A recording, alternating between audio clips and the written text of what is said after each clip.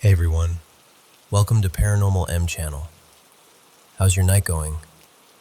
Still having trouble sleeping? I've been waiting all day for this, my favorite time, when I can sit down with the mic and share some paranormal stories with you. Don't forget to hit subscribe and turn on the notifications so you don't miss any of the latest videos. Thank you so much for always listening and supporting me. Now, put on your headphones, turn on a little nightlight, and let's get started. So, hi.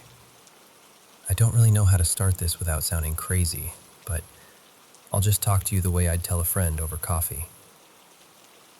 Every time I close my eyes, I still see it, that black shape between the trees. If you'd asked me a year ago whether I believe in this kind of thing, I would have laughed it off. I'm the rational one in the family. I fix laptops. I argue about movies. I fall asleep to podcasts about science. And yet here I am, telling you this with my hands actually shaking a little. It started on one of those oddly warm autumn Sundays. You know the kind. Sky a bit hazy, air smelling like dry leaves and dust, like the season hasn't quite decided if it's summer or fall yet. My friend Milan and I decided to hike up Jame Hill. It's this place just outside town where you can see everything. Blocks, chimneys, tiny cars moving like toys. We've been up there a bunch of times before, just to drink coffee from a thermos and complain about life. Simple stuff. I've always liked that hill. There's something heavy about it, like it's old in a way the rest of the city isn't.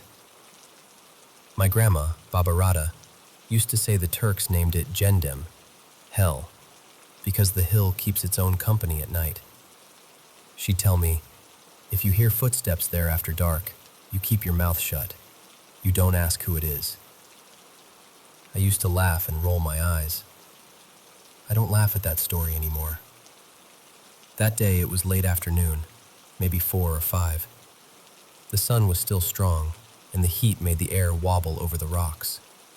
We sat near this old concrete base where there used to be some kind of antenna or tower years ago.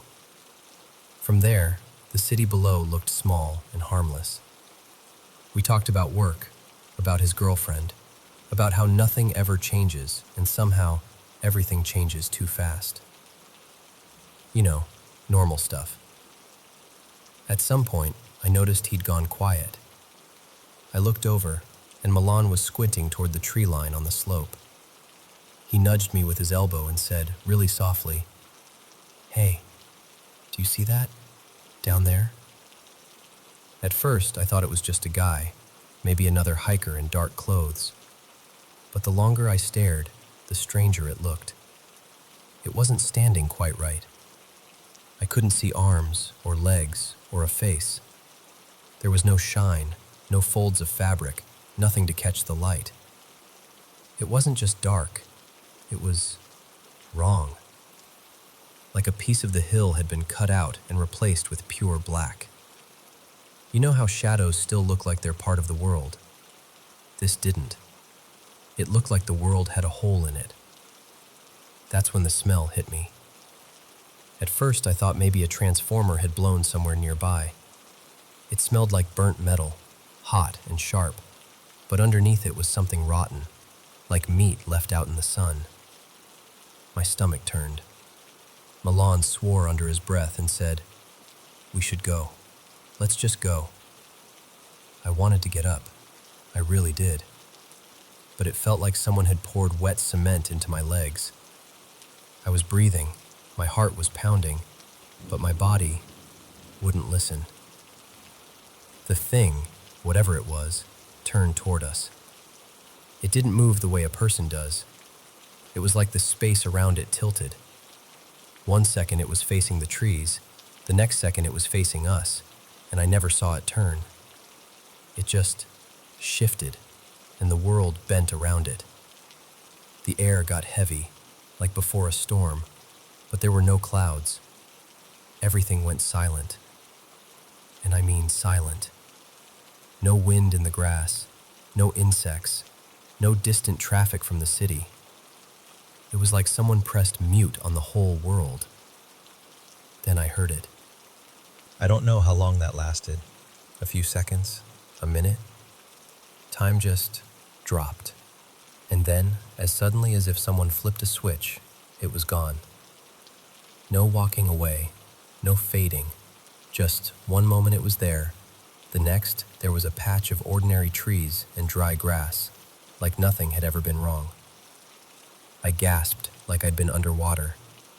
When I looked to my left, Milan was already halfway down the path, stumbling, yelling at me to move. That broke whatever was holding me in place. I grabbed my backpack and ran after him. The whole way down, I kept expecting to feel that heavy silence again, or smell the burnt metal, or hear that scraping whisper. But it was just the sound of our feet and our breathing, too loud and too human. At the bottom of the hill, near the first houses, we stopped. He looked awful, white as chalk, eyes wide, sweat drying on his face like he'd been running for hours. We stood there for a bit, not saying anything.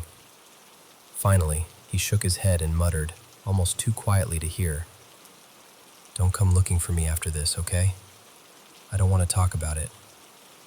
I don't want to remember." And then he just turned and walked away. That night, I tried to be normal. I made dinner, put on a stupid show, scrolled on my phone. But every time I glanced at the dark corner of the room, my chest tightened. I went to bed with the light on. The next morning, I texted him, "You okay?" No answer. In the evening, I called. It rang and rang, then went to voicemail. 2 days later, I ran into his cousin at the store. She looked exhausted. When I asked about him, her eyes filled up. She told me Milan had been taken to the hospital. He'd started waking up in the middle of the night, screaming, saying, "The black one is at the window. It knows I can see it." He wouldn't sleep. He wouldn't eat. He just kept staring at the curtains, waiting for something only he could see. I haven't gone to visit him, and I hate myself a little for that. But I don't know if I could handle seeing that look on his face again. As for me, I haven't been the same either. I used to love the dark. I'd sit on the balcony with the lights off and just watch the city. Now, when I turn off the lights in my apartment, I get this feeling like the dark is watching me back. Sometimes I'll catch something at the edge of my vision, just a shape, a patch of black that's somehow darker than everything else. When I look straight at it, it's gone, but the feeling stays. On really bad nights, when the apartment is too quiet, I swear I can hear that sound again. That faint, metallic whisper, like someone breathing through a mouthful of rusted nails, right behind my ear. I tell myself it's just my brain, stuck on what happened. That fear is a kind of echo, and echoes eventually fade. That's what I tell myself. But then there was last week. I was standing on my balcony, late, almost midnight. From there, you can see the outline of Jendam Hill against the sky. Just a dark shape, nothing special. I'd been avoiding looking at it, honestly, but that night my eyes drifted up there on their own. Right at the top, where we'd sat that day, I saw it. A figure, completely still. Not moving, not shifting its weight, just there. A darker shadow against the dark hill. The same wrong black, like a piece of the world had been cut out. I blinked, rubbed my eyes, looked again. It was still there, facing the city. And I got this horrible, quiet feeling, not like it was watching the whole town, but like it knew exactly where I was standing. That if I lifted my hand to wave, it would somehow see it. I went back inside and shut the door. I don't even remember locking it, but I must have, because I woke up later to the sound of the key still rattling in the lock from my shaking hands. But deep down, under all the maybe and all the logical explanations, there's this one stubborn thought that won't budge. That hill is called Jendem for a reason, and whatever we saw up there, it's still watching.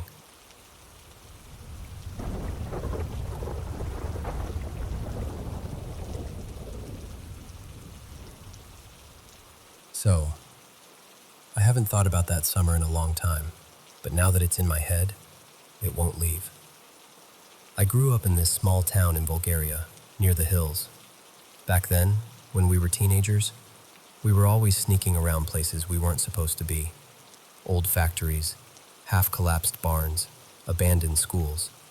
Just dumb, we're invincible kind of stuff, you know? One day my friend Alex tells us his family has this old house out in the countryside, maybe 10, 12 kilometers from town. It used to belong to his great-uncle. Nobody had lived there since the man died. Alex said, "We can go for the weekend. No neighbors, no parents. We can drink, smoke, play music as loud as we want." Sounded perfect. But the moment we saw the place, my stomach just dropped. You ever get that feeling before anything actually happens? Like your body knows something you don't? The house was this sagging 2-story thing with missing roof tiles and a gate that didn't quite close. The yard was overgrown, with weeds and nettles up to our knees. One of the shutters was hanging by a nail, banging softly whenever the wind hit it just right. When we opened the front door, a wave of cold, stale air hit us. It smelled like damp wood and something old, like a wardrobe that hasn't been opened in decades. Inside, it looked like time had just stopped. There were heavy wooden chairs, a lace tablecloth on the dining table, a bowl without any fruit, just dust. Family photos on the walls, so faded you could barely make out the eyes, just shadows where faces used to be. In the living room, above a little fireplace, there was this square wall clock, cream-colored, with a glass front cracked in one corner. Its hands were stuck at 11:41. Of course, we started with the ghost jokes. We were 15, 16. Of course we did. We spent the evening playing cards, passing around cheap beer, trying cigarettes we pretended we weren't choking on. The sun went down, the house got darker, but the party mood kind of carried us along for a while. But sometime after midnight, it got too quiet. The kind of quiet where you suddenly notice every little sound your body makes. Swallowing, breathing, shifting on the old couch. Around 1 in the morning, I went outside to pee. There was this old stone well in the yard, and the moon was so bright it made everything look almost silver. The air felt heavy, like it was pressing on my shoulders. I was standing there, looking up at the sky, when I heard footsteps behind me. Slow, heavy, deliberate. You know how your whole body just locks up? That's what happened. I didn't even turn around at first. I just listened. Step, step, step. When I finally forced myself to turn, there was nothing there. Just the weeds moving a little. No road nearby, no lights, no voices. Just us and that dead, empty yard. I tried to laugh it off, but it came out more like a cough. I went back inside, trying not to look like I was spooked. I told Alex, "Hey, I think someone's walking around out there." He was sitting on the floor, back against the wall, a half-finished beer in his hand. And he looked at me with this expression that was too serious for the situation. "That's normal," he said. I remember those exact words. "That's normal." I kind of snorted. "What, you've got night guards in the middle of nowhere?" He shook his head. "No, it's just my uncle. He died here. My grandma says he still checks the house." He said it so casually, like he was telling me his uncle still came by on Sundays. I waited for the punchline, for him to grin and nudge the guy next to him, but his face stayed flat.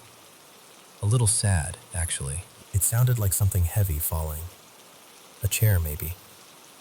The kind of sound that has weight to it. The thing is, that room was empty. We'd looked earlier. Just bare floorboards and a wardrobe with its doors hanging open. We all went quiet. No more jokes. No one moved. Then we heard another sound. A slow dragging, like a table leg scraping across the floor. Stop. Then again, drag. Stop. Drag. It was coming from that same empty room. Nobody wanted to go check. And honestly, I'm glad we didn't. Instead, our attention snapped back to the living room because we heard something else. Tick. We all turned toward the clock above the fireplace. Remember, when we came in, its hands were frozen at 11:41. I had noticed it earlier because the number 4 was written as I instead of IV, and we'd made a stupid joke about it. Now the second hand was moving, but it wasn't moving right. It didn't go forward like a normal clock. It didn't go backward either. It shivered. Tick, tock, tock, tick, tick, tock. It was like it couldn't decide which direction time was supposed to go. One of my friends whispered, no way, under his breath, and I could hear his voice breaking a little. The ticking grew louder, not just in volume, more like presence. It felt like there were dozens of clocks all around us, all ticking out of sync, filling the room, pushing against our ears. That's when the single naked bulb in the ceiling flickered. Once, twice, then stayed on, but dimmer, like something was sucking the energy out of it. Nobody said, "Let's get out of here." We just stood up at the same time, like we were all being pulled by the same string, and bolted out the door. Outside, the night felt sharper, colder. I remember my hands shaking as I tried to light a cigarette, the flame of the lighter dancing like it was scared too. Alex took out a candle from his backpack, this short, white church candle. I didn't even know he had it. He stuck it into the dirt near the front steps and lit it. "For him," he said quietly. Nobody asked who him was. We all knew. We stood in a loose circle around that little flame, watching it bend and straighten, like someone was breathing on it. There was no wind, not even a breeze. The trees were perfectly still. Every now and then the flame would pull sideways, then stand up again, like someone leaning in close, then pulling back. When the candle had burned low, wax spilling over into the grass, Alex just stared at it. He had this far-off look, like he was listening to something we couldn't hear. After a while, he said, "We should go back in. He doesn't like it when the house is empty." Which is a horrible sentence, by the way. I still hate that he said it like that. But we followed him. The living room felt heavier when we walked in, like the air itself was thicker. There was a faint smell of smoke, but none of us had smoked inside. Our packs of cigarettes were still in our jackets by the door. And the clock wasn't stuck anymore.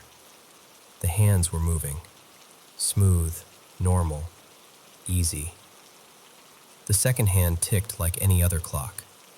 The time was 3:13 a.m. We just stood there, shoulder to shoulder, watching it. The ticking was soft now, almost gentle, like a lullaby after a scream. Then, when the minute hand clicked over to 3:15 exactly, the clock stopped. Not slowed, not stuttered. Stopped.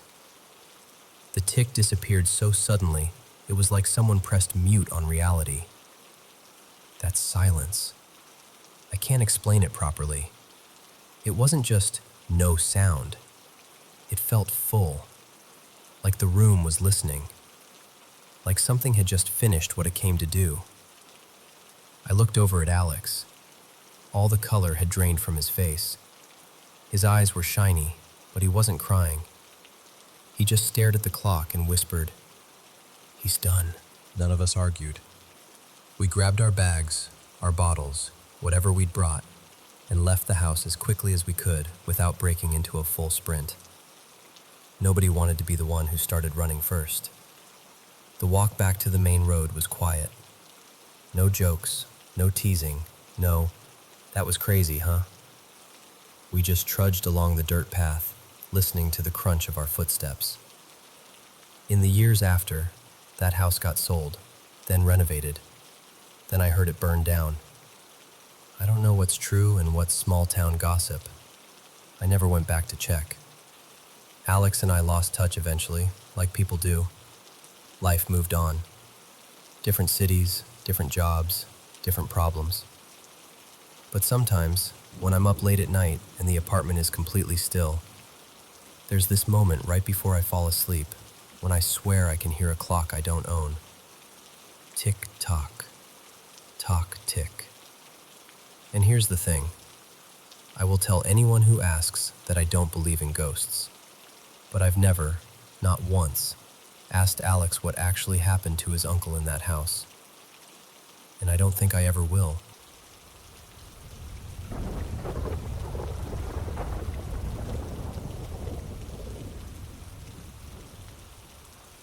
Okay, so I've been living in this house for about 5 years now. And honestly, from the very beginning, something has just felt off. Not like, "Oh, this house is old and creaky," off. More like this heavy, quiet dread, like the walls remembered something I wasn't supposed to know. I used to joke to my friends, "Watch, somebody probably died in here." But it never really felt like a joke. Nothing was ever disclosed, nothing in the lease. I even Googled deaths at this address and came up empty. So I told myself I was being dramatic. Too many late-night ghost shows, right? But then there were the little things. Our dog Milo would just freeze and stare into the same corner of the living room, fur standing up along his spine, growling under his breath at absolutely nothing. Bedroom doors would slowly drift shut on their own. I blamed the AC, the draft, whatever explanation made it easier to sleep.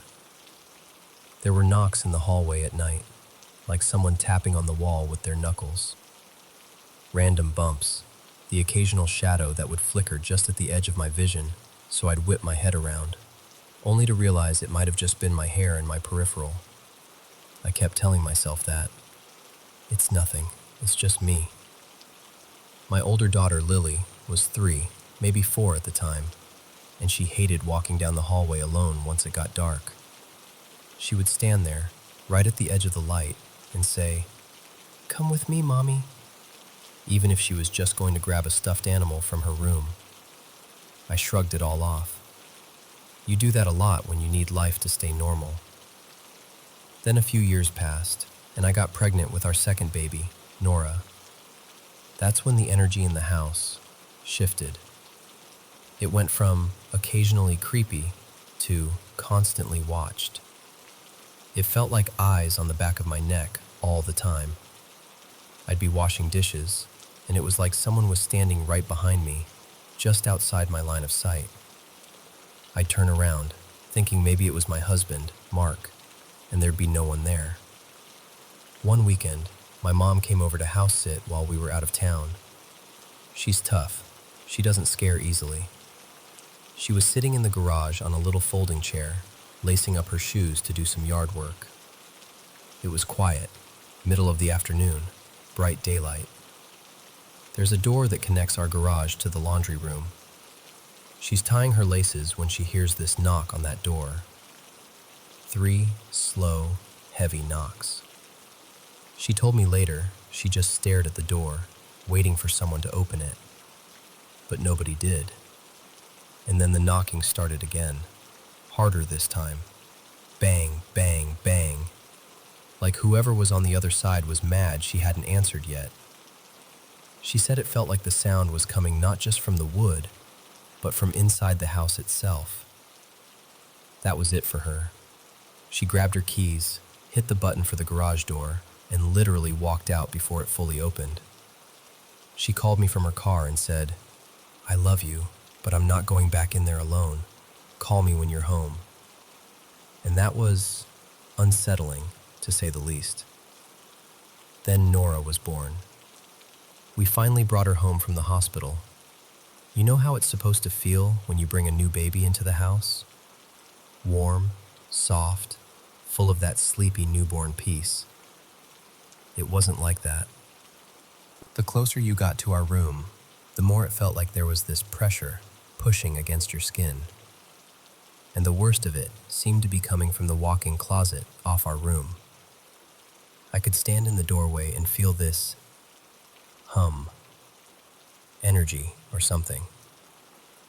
One night, I was sitting on the edge of the bed nursing Nora. The room was dark except for the soft glow of a nightlight. It was quiet, just her little breaths, that half-asleep rhythm babies do. I looked down at her, just admiring her tiny face, and for some reason, my eyes locked with hers. You know how babies' eyes reflect light sometimes? I could see my own silhouette in her pupils, except this time, I saw something else. In the reflection of her eyes, behind me, in the doorway, there was this tall, black figure, just darker than the dark around it. No features, no face, but you could tell it was a man, standing there, watching us. I couldn't move. I couldn't breathe. Every part of my body went cold. I knew if I turned around, I might actually see it, and somehow that felt worse than pretending it wasn't there. So I closed my eyes. I held Nora tighter, kept nursing her, and just silently begged, "Please leave us alone. Please go away." After that, Nora started acting different. She would stare at certain spots in the house, not just in that, "Oh look, a ceiling fan," baby way. She'd focus on something I couldn't see, her face kind of sad, like she was listening to someone I couldn't hear. When she started saying her first words, she'd point down the hallway and say, "Dada." But Mark would be at work. There was no one in the hallway. At first we thought, oh, she just associates the hallway with him getting home, or something like that. But her words kept growing. One evening, she stood at the edge of that same dark hallway, pointed, and said, clear as day, "He's hurt." I froze. I said, "What, baby? Who's hurt?" And she just pointed, eyes wide. "He's died. He's died." She wasn't even 2 yet. I mean, how does an 18-month-old understand died? We don't talk about death in front of her like that. Mark and I just stared at each other, and I could see in his face that whatever excuses we'd been making were starting to fall apart. It didn't stop there. Now, if the hallway light is off, Nora will stand at the edge of it and whisper, "Scary. Hurt." She doesn't like to go down there alone either. Same hallway that freaked Lily out when she was little, by the way. I didn't connect that at first. Now it feels obvious. One night, the 4 of us were all sleeping in our bed. Me, Mark, little Lily squeezed between us, and Nora in the middle of the mattress closer to the foot, completely passed out.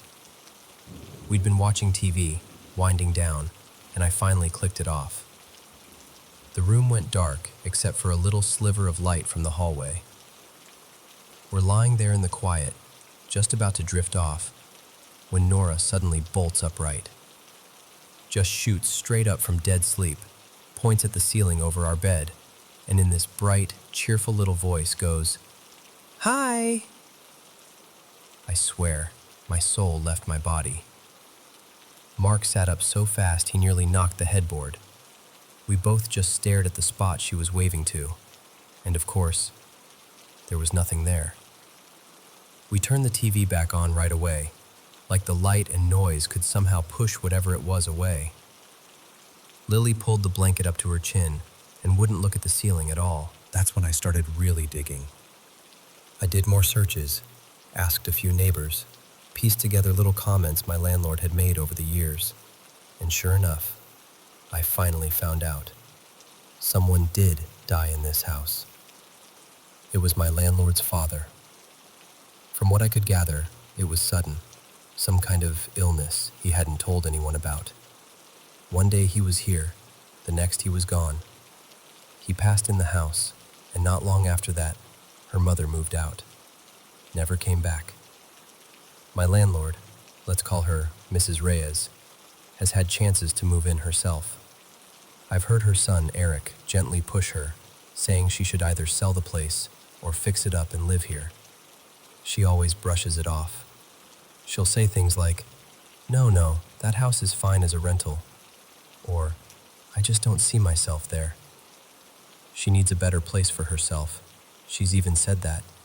But she never talks about this house like it's home. It's more like a problem she keeps at arm's length. And lately, it feels like the more serious we get about leaving, the more the energy in here ramps up. We're moving in about a month. Boxes are starting to pile up. We talk openly in the house now, like, okay, this room's next.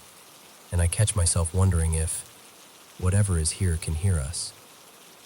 Just last week, Mark and I were sitting on the couch, finally relaxing after getting some packing done. We're watching a movie, nothing scary, just something dumb and funny. He suddenly reaches back and goes, Ow, what the? I look over, and there are these long, red scratches starting at the side of his neck, running all the way down between his shoulder blades, like claw marks. No pets nearby, no sharp tags on his shirt. He hadn't moved. We both just stared at each other. That fight or flight feeling kicked in hard. A little later that night, he went out to grab us some snacks. It was dark in the driveway, but we've lived here long enough to know where everything is. Still, as he was backing the car out, he kept feeling like he was hitting something. He said it felt like the car was bumping over an object that wasn't there. He stopped the car 3 separate times, got out with his phone flashlight, walked around, checked behind the tires, under the bumper. Nothing. Smooth pavement. No toys, no rocks, no trash. He called me from the car, voice shaky, and said, I don't know what's going on, but it feels like something doesn't want me to leave. And then, that same night, I shot awake from a dead sleep. Heart pounding, sheets cold with sweat. I rolled over to check the time on my phone. It was 3:17 a.m. You know how sometimes you see a time and just know it means something? That's how it felt, like being shaken awake. So now here I am, packing up our lives, feeling the air in this house getting heavier by the day, like it's pressing against my chest. And I keep wondering, when we turn in the keys, do I tell Mrs. Reyes what I think? Do I look her in the eye and say, I think there's a man's spirit in your house, and I think it might be your father, and this place needs to be blessed. Part of me thinks I should just leave, take my kids, my husband, my dog, and walk away. Let it be someone else's job to figure out what's going on here. But another part of me, the mom part, the human part, feels like I'd be abandoning the next family who moves in, the way no one warned us. So I don't know yet what I'm going to do. All I know is, this house never felt empty, and the closer we get to leaving, the more it feels like it knows.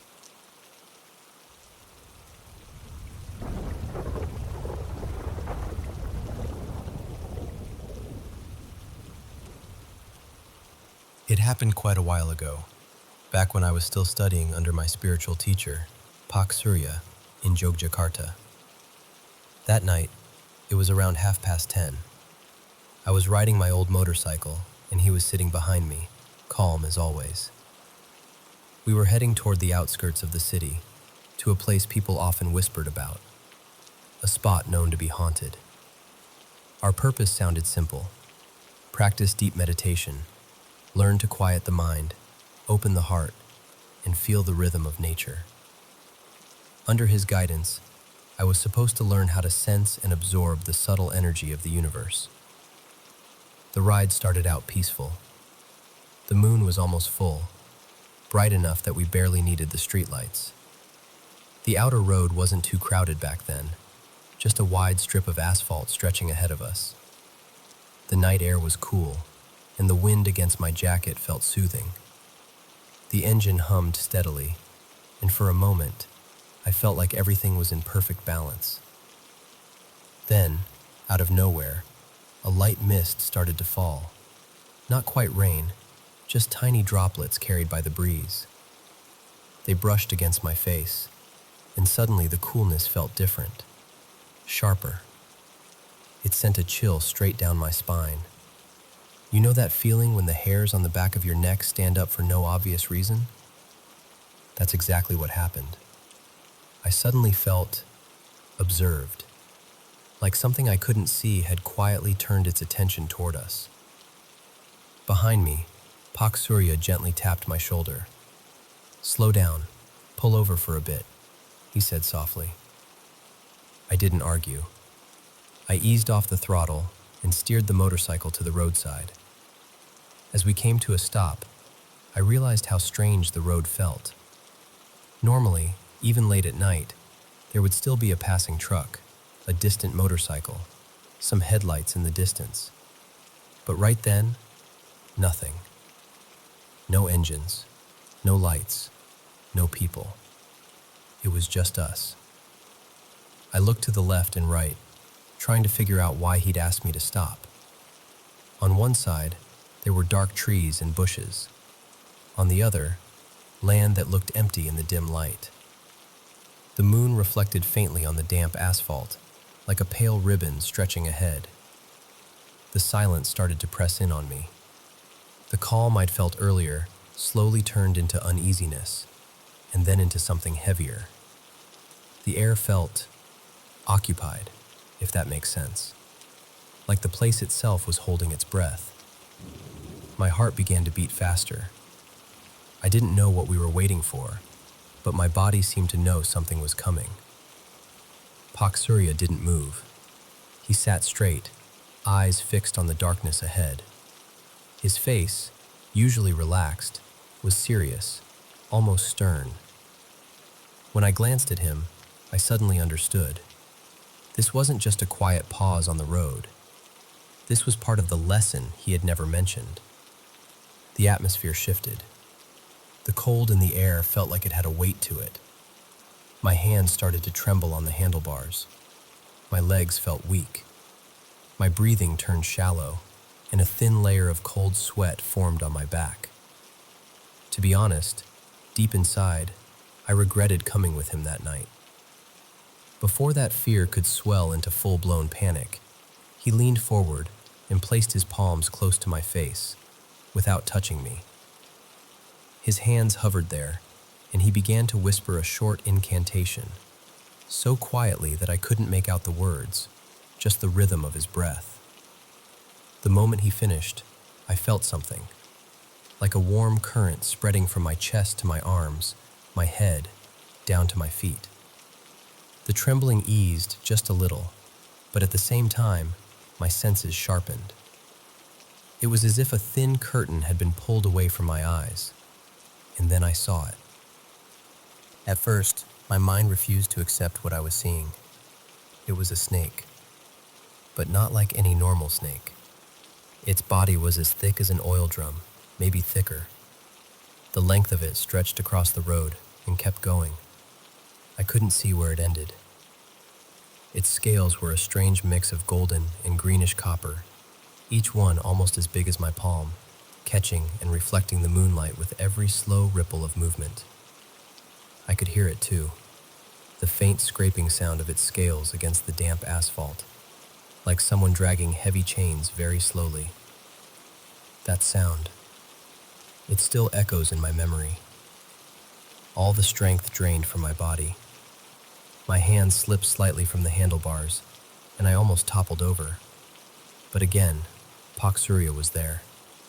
Another firm tap on my shoulder, grounding me. "Steady," he whispered. "Stay calm. That is Nyai Kanchana. She's just passing through. She won't see us. I've already shielded us." He meant a spiritual barrier, an invisible protection he'd formed around us. But his words didn't really comfort me. If anything, they made the moment feel even more unreal. Because just as he finished speaking, the giant serpent's head began to turn. Slowly, deliberately, toward us. I froze. It felt like time stopped. And that's when I realized the head was not that of a snake. What faced us was the upper form of a woman, so beautiful it hurt to look at her. Her long black hair flowed down her back, glistening as though each strand carried its own thread of moonlight. Her skin seemed to glow faintly. On her head rested a delicate crown, silvery and intricate, like something from an old legend. Her eyes. That's what I remember most. They were deep and shining, with a sadness and a knowing that felt ancient. In that instant, all my fear shifted into something else. I was captivated, drawn in. It felt like my mind and heart were being pulled toward her. Every instinct that had been screaming in fear just moments before went quiet. I wasn't thinking about danger anymore. I wasn't thinking about God, or my teacher, or even myself. I only felt this overwhelming fascination, like I was standing at the edge of a beautiful, endless abyss and being invited to step forward. Then, thwack. A sharp, painful slap landed on my shoulder. Paksurya's voice cut through the haze, firmer than before. "Wake up," he snapped. "Don't look into her eyes too long." His words broke whatever spell I'd been under. I inhaled deeply, like I'd been holding my breath. My heart started racing all over again, but this time I was aware of how close I'd come to losing myself without even realizing it. The serpent woman slowly turned her gaze away and continued her crossing, moving with a grace that was almost unreal. The sound of her scales against the road continued in that slow, steady rhythm. That night, I learned something I've never forgotten. Not all beauty is meant to be trusted. Sometimes, what looks the most enchanting on the surface is exactly what is meant to trap you. After a moment, my teacher tapped my shoulder again, gentler now. "That," he said quietly, eyes still following the creature, "is a snake spirit. Some people seek her out. They make pacts. They offer rituals and promises, hoping for instant wealth. And many of them get it." He paused, letting the words sink in. "But what they don't see," he continued, "is the price that follows. In the end, the soul is what's taken. Nothing given by that kind of spirit is ever free." "Look at the size of those scales," he said softly. "The bigger and clearer they are, the older she is. When they're still young, the scales are smaller, dull, the colors flat. This one," he exhaled slowly, "she's old, maybe hundreds of years." A fresh shiver ran through me. The idea that something like that had been slithering through the unseen corners of our world for centuries made my skin crawl. He added, "Notice how she moves, not hiding, not rushing. That's a sign she's no longer bound to anyone. Wild now. Free. Usually, snake spirits that are kept by humans only appear in certain places at certain times, when they're summoned, when there are offerings or special mantras. But this one, she goes where she wishes." We watched until finally, the last part of her body slid off the asphalt and vanished into the shadowy trees. The road became empty again, as if nothing had happened. But the feeling in my chest told me otherwise. Paksurya drew in a deep breath and lifted his gaze toward the sky, where the moon was still shining calmly. as if the universe hadn't just revealed a secret right in front of us. "God's creation is truly strange and wondrous," he murmured. "There is the world we see every day, and there is another world, hidden, but just as real. Tonight, you were allowed to peek into that hidden side. Remember this. Don't let yourself be dazzled. Don't be greedy for easy promises, especially those wrapped in mystical beauty. Most of the time, behind them lies only deception." I didn't say anything. I couldn't, really. My body still felt weak, and my mind was a mess of fear, awe, and disbelief. But inside, I knew something had shifted. The image of Naya Kinchana's face stayed with me. Beautiful, otherworldly, and terrifying all at once. It burned itself into my memory, and it has never left. That night became a turning point in my spiritual journey. After that, I wasn't just curious anymore. I was cautious. I understood, in a way I never had before, that the unseen world is real, and that not everything that shines in the dark is meant to be touched. And every time I ride along a quiet road under the moon now, I still remember that night. And I silently remind myself not to be blinded by beauty, and never to trade my soul for anything that glitters.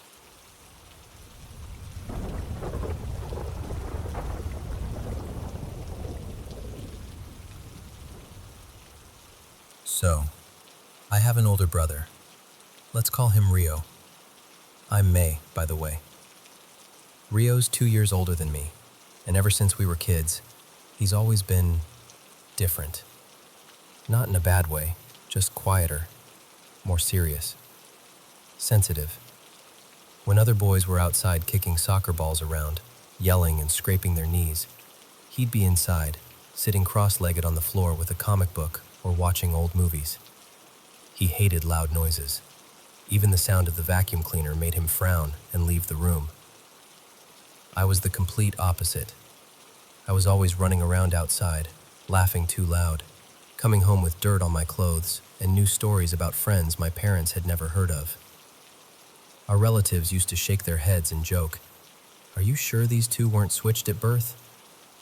But somehow, despite being so different, Rio and I got along really well. We didn't play the same way, but we talked a lot.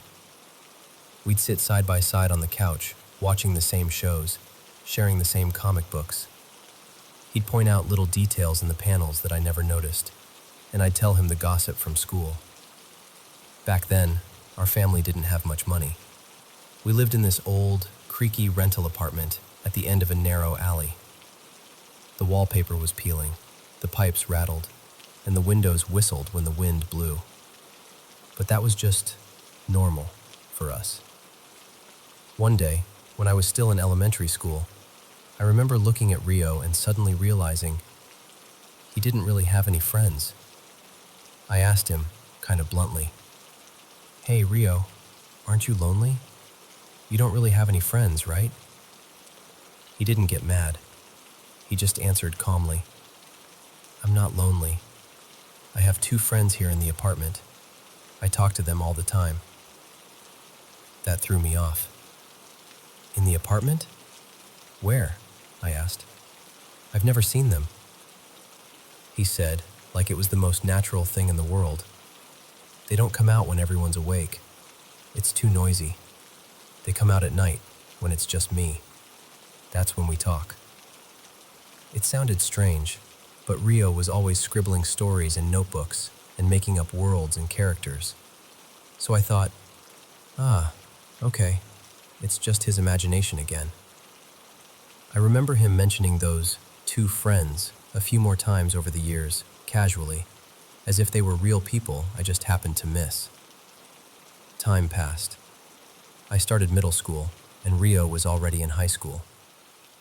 One autumn weekend, our family went to visit my father's parents. They lived in a little house out in the countryside, surrounded by rice fields and persimmon trees. My grandpa, everyone called him Grandpa Sato, was one of those strong, old-fashioned men, a farmer his whole life. Sunburned skin, loud laugh, always a drink in his hand when the work was done. He never seemed weak, never sick. The idea of him being fragile, it just didn't exist to me. On the way back home, I was sitting in the back seat of the car, next to Rio. It was already dark outside, and the highway lights were sliding past in slow, yellow streaks. Rio leaned in a little and whispered, just loud enough for me to hear, "Grandpa doesn't have much time left." I stared at him. "What? What are you talking about? He looks totally fine." Rio kept his eyes forward and said quietly, "You'll understand soon. Grandpa doesn't have any color left." I blinked. No color? What does that even mean? He didn't answer. He just turned his face toward the window, and I couldn't read his expression at all. By that point, I had already started to suspect that Rio had something. You know how people talk about a sixth sense? I wouldn't say it out loud to anyone, but in my head, I'd already labeled it that. So when he said, "Grandpa doesn't have any color left," a chill crawled up my spine. That night, I just lay in bed, staring at the ceiling, feeling uneasy without knowing exactly why. A few days later, my parents got a call. Grandpa had gone to the clinic for a routine checkup, and they'd found something. After more tests, they diagnosed him with liver cancer. It was early enough that the doctor said it was treatable. No spread, strong liver, good chances. Everyone was worried at first, of course, but after hearing the doctors sound optimistic, the mood lightened a little. Grandpa went into the city hospital, and the family started visiting regularly. All of us went, except Rio.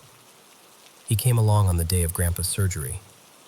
I remember him standing in the hallway, looking stiff and tense while we waited for the doors to swing open. When they finally wheeled Grandpa out, still unconscious, tubes everywhere, everyone else sort of sighed with relief, like, okay, he made it through the surgery. But I glanced at Rio, and he looked absolutely stricken. All the color had drained from his face. He grabbed the railing and said, "I feel sick. I need to go." He barely made it out to the waiting area before he had to sit down. After that day, he refused to go to the hospital again. My parents argued with him. They scolded him, asked him if he didn't care about Grandpa, if he was being selfish or scared. Rio just shut down. He wouldn't say anything. He wouldn't explain. Eventually, they gave up and stopped asking. About 10 days after the surgery, just as everyone was starting to relax, talking about when Grandpa might come home, the hospital called. Grandpa had passed away. Not from the cancer, but from a sudden heart attack. I remember standing in the hallway with the phone still ringing in my ears, thinking, so Rio knew. At the funeral, Grandpa's friends from the village came, all those old farmers with their worn hands and bowed backs. People were crying openly, but it was a familiar kind of sadness, the kind that comes with old age and illness. Rio stood a little apart from everyone, his shoulders hunched. He didn't make a sound, but tears just kept streaming down his face. I'd never seen him cry before. Even now, we're both in our 40s, and that remains the only time I've ever seen my brother cry like that. Much later, years later actually, we were having a quiet drink together. It was one of those rare nights when he was relaxed enough to talk about the past. Out of nowhere, he said, "When someone's close to dying, their color starts to fade for me." I set my glass down and looked at him. "What do you mean, their color?" He took a breath and continued. "It's like everyone normally has this faint glow, this liveliness around them. I don't see it with my eyes exactly. It's more like I just know it's there. But when their time is getting close, that color dulls. When it's really near the end, they go completely black and white in my mind. like someone drained all the color out of them. He paused, then added very quietly, "When they pushed Grandpa out of the operating room that day, he was already black and white, completely. It hurt to look at him. That's why I couldn't go back." I didn't know what to say. Part of me wanted to tell him he was wrong, that it was all coincidence, that he was just sensitive and anxious, and his imagination was powerful. But another part of me remembered the car ride, his whisper in the dark. Grandpa doesn't have much time left. So instead, I just sat there with him in silence. Now, like I said, we're both in our 40s. Life has settled into its routines. We don't talk about ghosts or colors much anymore. He told me recently, almost offhand. He sounded relieved, I think. Like someone whose eyesight had been too sharp and was finally softening. But sometimes, when we're at a family gathering or walking past an old person on the street, I still catch myself glancing at his face, just to see, is he seeing color or not?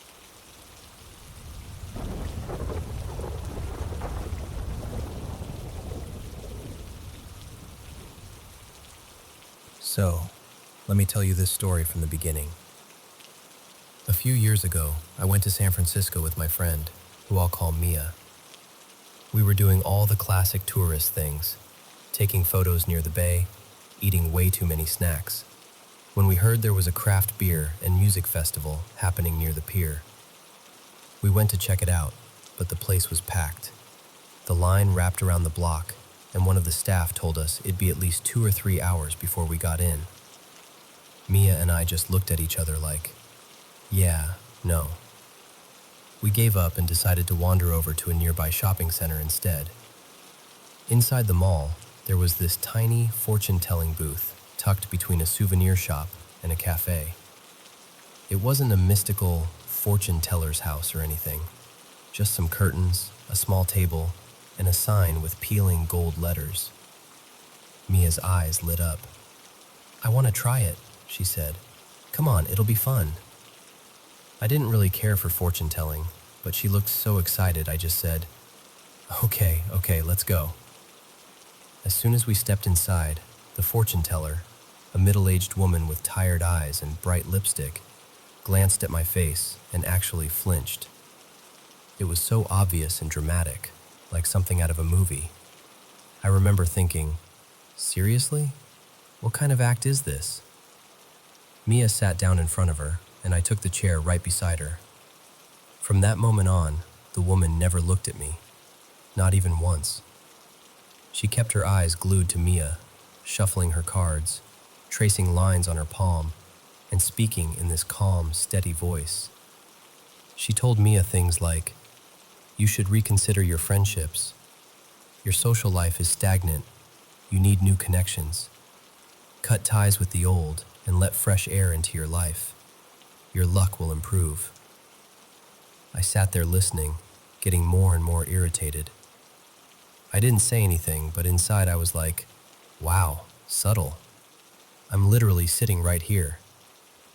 Mia must have felt the weird mood too, because she gave this awkward little laugh and said, are you really saying all that with my friend sitting next to me?" And then, everything shifted.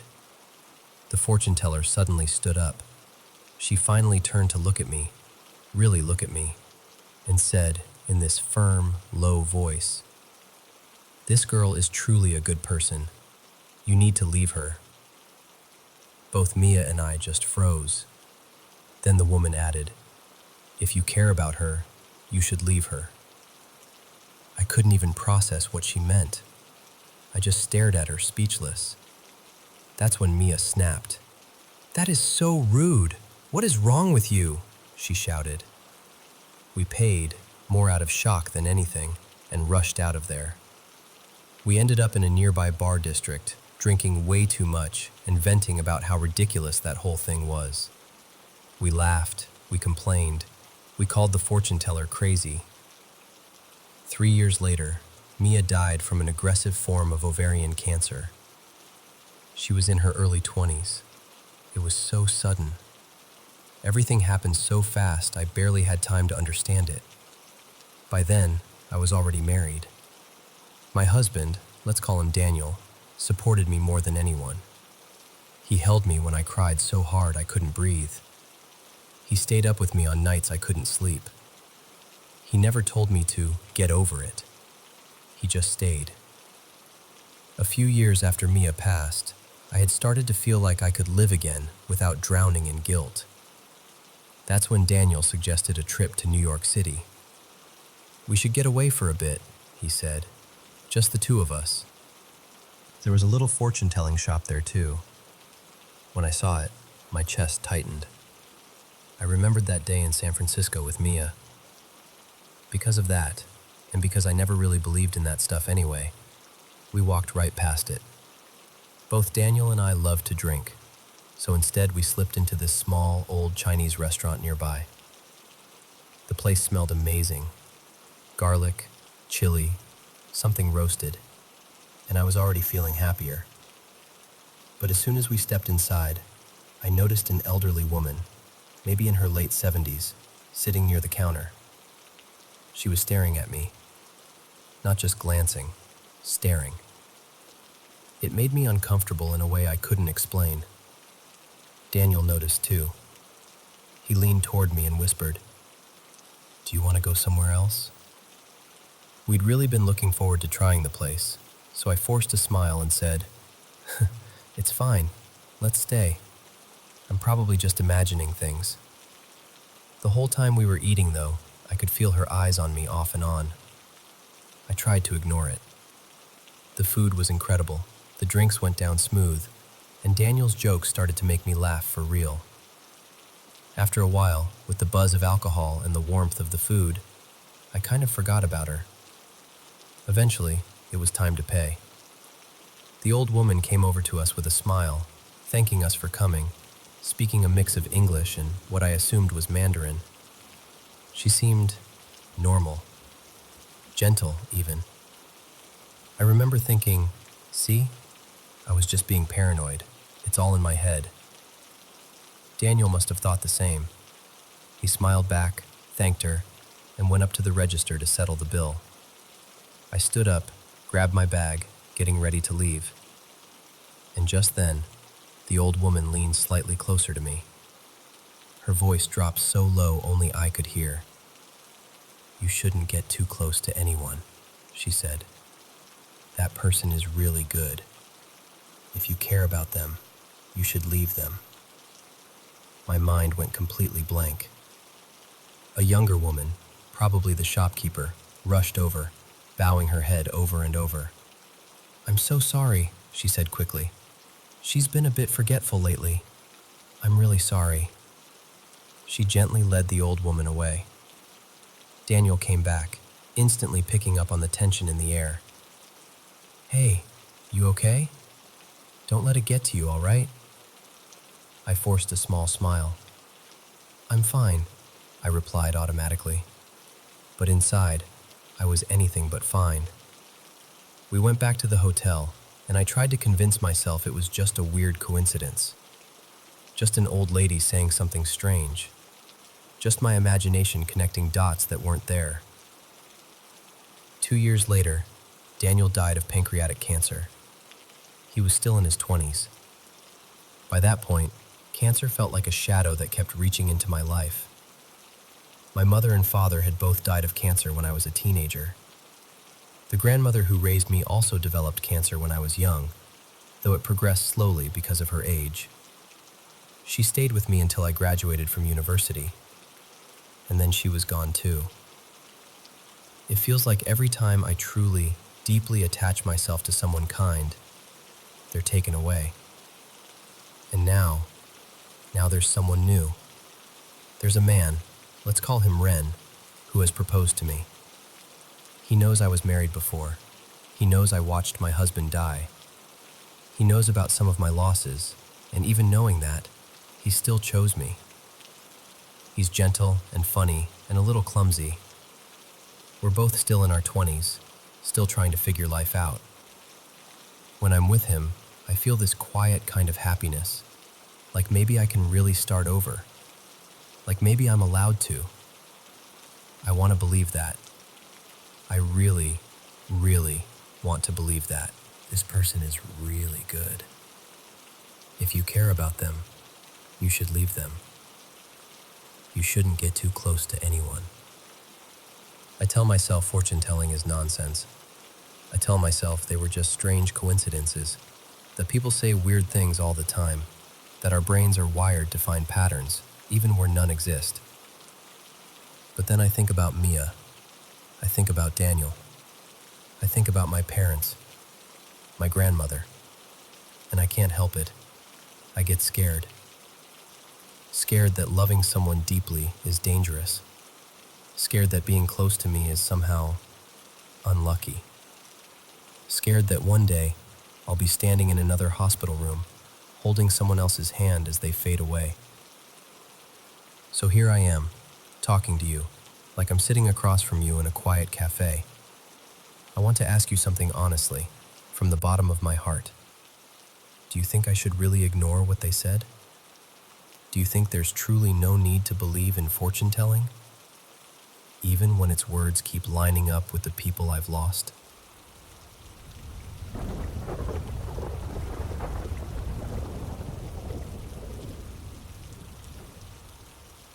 All right, so let me just talk to you like I would if we were sitting on my back porch right now. My name's Daniel. I've never been the type to believe in Bigfoot or Dogman or any of that stuff. I like scary movies, sure, but I've always been the guy rolling my eyes, saying, yeah, okay, whatever. But what's been happening out here? I honestly don't know how to explain it, and I can't really tell my family or the guys at work because they'd either think I've lost my mind or that I'm high on something. So I'm just gonna lay it all out here, and you can take it for what it is. About a year and a half ago, early October, I bought this little piece of property in eastern Kentucky. It's about 20 acres, tucked way back off a narrow gravel road. The nearest neighbor is, 4, maybe 5 miles away. No streetlights, no passing cars, just woods and hills. Honestly, it's beautiful, especially in the fall, when all the trees go that deep orange and red, and the fog just hangs low over the holler in the morning. I remember thinking I'd lucked out, that I'd finally found one of those places where you can actually hear yourself think. For the first couple months, it was exactly that. Quiet, peaceful. Just me, the crickets, and the occasional owl. Then things started to feel off. The first weird night, I was sitting on the back porch, just like I do most nights. I think it was close to 1 a.m., because I remember checking my phone and thinking I should probably head to bed. I had a mug of coffee in my hands, hoodie on, just listening to the night. All of a sudden, I hear this crack, like a thick branch snapping. Then I heard leaves and underbrush crunching. At first I thought, deer, that's pretty normal out here. But the sound, it wasn't right. It wasn't that quick 4-beat pattern you get with hooves. It was slow, heavy, step, step, step. Like someone big was walking on 2 legs back in the tree line behind my place. The woods behind my house are pretty thick, so you can't see far into them once it's dark. I leaned forward, tried to listen harder. It sounded like whatever it was pacing along the edge of the trees, not really coming closer, but not going away either. The longer I listened, the more uneasy I got. You know that feeling when your body knows something's wrong before your brain catches up? My skin felt kind of electric. Finally, I stood up, grabbed the flashlight I keep by the door, and started shining it back and forth along the tree line. I was expecting to at least catch the reflection of eyes or see a shape or something. Nothing. Just black between the trunks. But here's the thing. Even though I couldn't see anything, I could still hear it. The movement didn't stop. If anything, it sounded like it shifted further along, staying just out of the beam, like it knew where the light was and wanted to avoid it. I remember thinking, all right, Daniel, just walk down off the porch, shine the light a little deeper, stop freaking yourself out. It wasn't far, maybe 10, 12 steps into the yard. I took like 2 steps toward the stairs, and then I got this feeling in my stomach. Not fear like when you watch something scary, but this deep, heavy no. Like every part of me was saying, don't go down there, don't step off this porch. And I listened. I backed up, went inside, locked the doors and even the windows, which I never do out here. I left a couple lights on and laid in bed, just listening. After a while, the sound stopped, or maybe I just fell asleep. A few weeks later, though, something else happened. I've got this old metal-roofed workshop next to the house. Nothing fancy, just a little building where I keep my tools and do small projects. One afternoon, I was in there sorting through some boxes, door open, enjoying the cool air. Out of nowhere, I heard this loud ping above me, like something smacked the tin roof hard. I actually ducked. It startled me so bad. I stepped outside to see what had fallen. Right next to the workshop, in the dirt, there's this small rock. Not gravel from the driveway, but a smooth, rounded stone, the kind you'd find down in a creek bed. Only problem is, the nearest creek is a pretty good walk from the house, and I sure didn't bring that rock up there myself. I picked it up, looked around.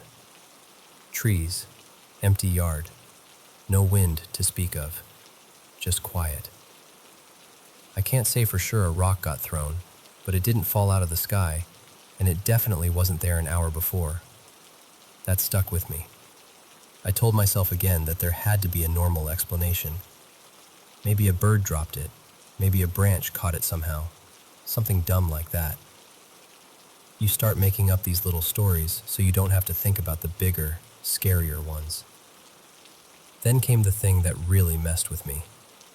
A few days ago, I went out early in the morning to scout for deer sign. I like hunting in the colder months, less bugs, easier to see tracks, and it gives me a reason to be out in the woods. I've been hunting since I was 15. I've seen just about everything you can see in the woods here.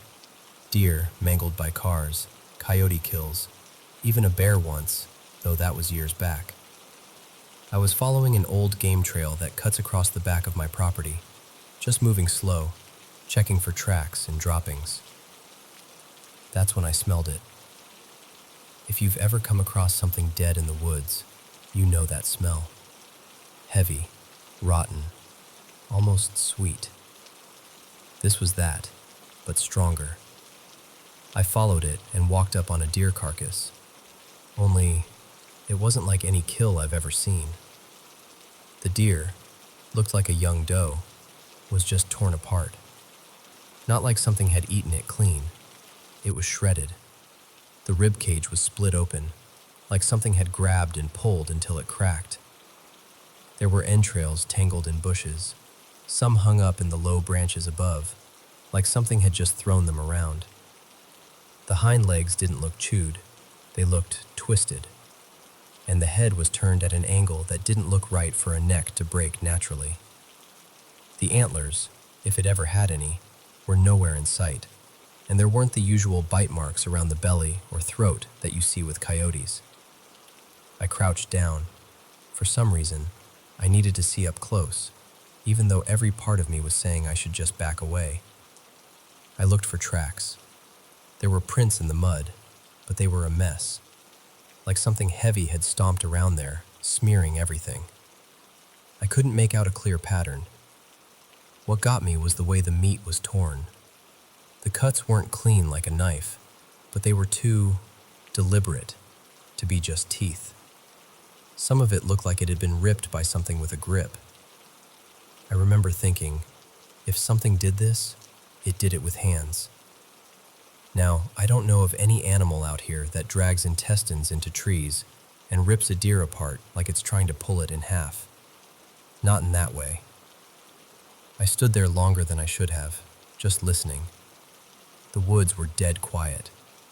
No birds, no squirrels, nothing moving. and I got that same feeling in my gut as I did on the porch that night. That heavy, you shouldn't be here feeling. So I backed away. I walked home the long way around, keeping my eyes on the tree line the whole time. I want to be really clear. I'm not saying I saw Bigfoot. I haven't seen anything. I'm not trying to start some wild story or get attention. I'm just telling you what's been happening, exactly how I've experienced it.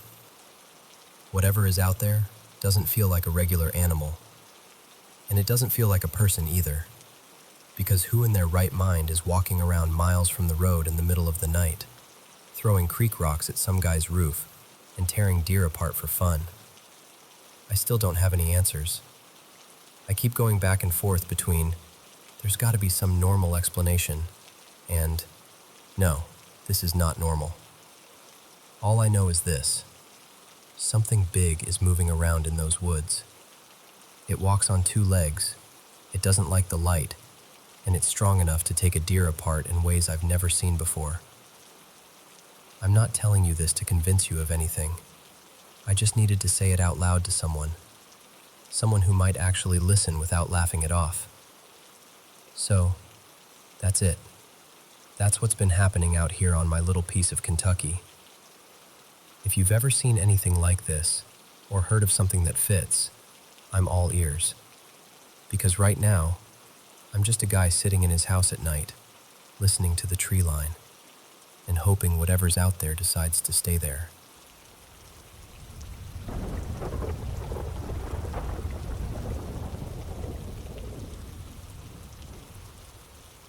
Hey everyone, how are you all doing? It's me again, Mr. Paranormal M.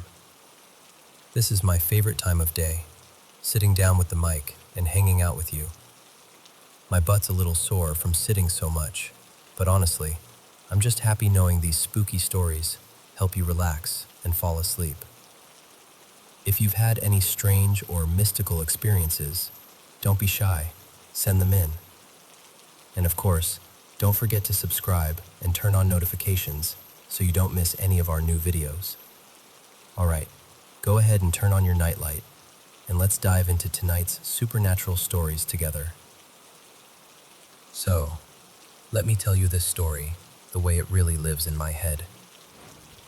To give you some context, this was back in 2020, right in the middle of the COVID madness. I was serving as a Latter-day Saint missionary in the Philippines, to Tacloban mission. About 4 months into my mission, I got a transfer call. I was originally supposed to serve in Bay City, Leyte, but because of sudden lockdowns, all the borders were shut. No buses, no boats, nothing. I just couldn't get there. Another missionary was stranded for the same reason. Since neither of us could reach our assigned areas, the mission office put us together in this sort of temporary companionship and reassigned us to the San Rafael ward in Tacloban City. From the beginning, that reassignment felt off. During the actual transfer announcement, there was no companionship assigned to San Rafael at all. The area wasn't even mentioned. Then, a few days later, out of nowhere, we were told, "Elders, you're moving to San Rafael." We didn't really question it. We just did what missionaries do. You go where you're called. Here's the thing, San Rafael had always been a sisters area. Then suddenly, it became an elders area. No explanation, just a quiet switch. The apartment was a 2-story house. Upstairs, there were 2 bedrooms. The one we used was fine after we cleaned it up. Just your typical missionary room. Beds, study desks, scriptures everywhere.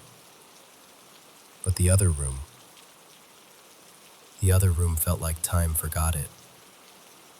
The air was stale, thick in a way that made you want to breathe shallower.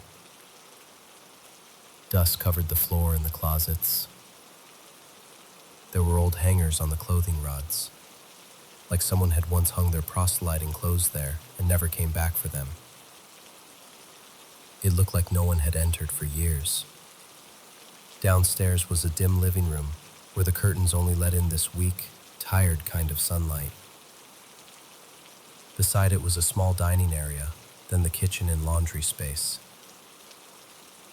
The bathroom was tucked inside near the back, small but usable. For the first few weeks, everything was normal. We studied, we prayed, we did online teaching. We laughed about our awkward sublano, just regular missionary life in a pandemic. Then one night happened. I was in the kitchen washing dishes after dinner. We'd just finished a video call with some members, and then my youngest sister called me. Let's call her Lara. I propped my phone up against a cup in front of the dish rack so she could see me while I scrubbed plates. Behind me were the stairs and the dining area. The apartment was pretty quiet, just the sound of running water and her voice through the speaker. We were in the middle of this light conversation. She was telling me some funny story about online school, when she suddenly paused. "Kuya?" she said, her voice shifting a little. "Ilang kayo diyan?" "How many of you are there?" I frowned. "Dalawa lang," I answered. "Just me and my companion." There was this tiny silence on the line.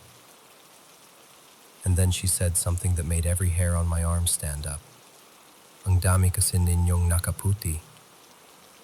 Because there are so many of you wearing white. I stopped scrubbing.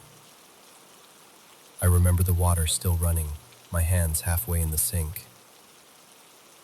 There were only 2 of us in the apartment. Yes, we were both wearing white undershirts in our garments. But she said she saw many people, all dressed in white, moving behind me. I turned around slowly. Nothing, just the shadowed outline of the stairs, the quiet dining table, and that still heavy air. No movement, no figures, no one. He tried to brush it off, mumbling something like, "Baka guni-guni lang yan." Maybe she was just imagining things. Then he closed his planner a little too quickly and said he was tired and headed upstairs earlier than usual. The moment he went up, the atmosphere changed. It's hard to explain, but it felt like the air got heavier, like the room was suddenly smaller, pressing in on me. My instincts were screaming that I wasn't alone, but I didn't have anything visible to point to, so I did what I could. I finished the dishes, turned off the lights, and went upstairs. I tried not to think about Lara's voice repeating in my head, "Ang dami kasi ninyong nakaputi." A few days later, my curiosity got the better of me. I started gently asking around during our member visits. I wanted to know why San Rafael, which had always been a sister's area, suddenly became an elder's area. I had this uneasy feeling that the abandoned room and the closed apartment weren't just about logistics. Eventually, one older sister in the ward, Nanay Tess, I'll call her, opened up. She told us that back when sister missionaries lived in that same apartment, strange things were already happening. One evening, she said, she went over to deliver dinner to the sisters. It was already getting dark. When she reached the gate, she noticed that the living room lights inside the house were off, so the whole first floor looked dim from the outside. But through the front window, she could clearly see several figures dressed in white standing inside. They weren't talking. They weren't moving around like normal people. They were just standing, facing in different directions, still, Thinking the sisters were home with guests, she called out to them from outside the gate. "Sisters!" The moment her voice broke the quiet, the figures suddenly ran, all at once, toward the stairs and up to the second floor. But here's the part that really bothered her. There were no footsteps, no creaking, no sound at all. Just the motion of them going up, and then silence. Startled, she stayed outside the gate, clutching the food container. A few minutes later, she saw the real sister missionaries walking down the street toward the house, just arriving from proselyting. They hadn't even reached the gate when she blurted out, "Akala ko nandito na kayo kanina. Ang dami nyo sa loob, nakaputi." When she told them what she had seen, the sisters went pale. They looked at each other, and then one of them quietly said that they had been experiencing things inside the apartment too. That's when they shared their side of it. One night, they said, they were upstairs, getting ready to go down and use the bathroom before bed. The door of that abandoned room, the dusty one, was slightly open. As they walked past, they suddenly felt this heavy, unsettling presence, like someone was watching them from inside the dark. Curiosity and fear mixed, and they glanced toward the doorway. That's when they saw them. Several pale faces, expressionless, peeking from the darkness of that room. Not one face, but many. Just there, half hidden, looking at them. They froze. Every instinct screamed at them to get out of the apartment. They decided to run downstairs and just get outside. But as they hurried to the stairs and reached the middle landing, they stopped dead in their tracks. At the foot of the stairs, in the living room below, more figures in white were standing there, silent, watching. No faces they could recognize, no emotion, just that awful stillness. Then, one of the figures twitched, like its body was getting ready to move toward them, like it was about to climb the stairs. When they finally told Nane Tess what they had experienced, the details matched what she had seen from outside that same week. Figures in white, silently moving up the stairs. A few weeks later, our mission president decided to temporarily pull the sister missionaries out of that apartment and move them to a different place while they sorted things out. And that's when they started sending elders into the area instead. Elders like me and my companion. When we heard this story, everything suddenly lined up. My sister seeing many people in white behind me through a video call. The member seeing multiple white figures inside the apartment running upstairs without a sound. The sisters seeing pale faces in the dark room and more figures at the base of the stairs. The descriptions were the same. The silence, the white, the stairs. I remember sitting there on that plastic chair in the member's house, my hands resting on my knees, trying to look calm. But my heart was pounding so hard I could feel it in my throat. My companion and I glanced at each other, and we both did that nervous little laugh that doesn't actually mean you're not scared.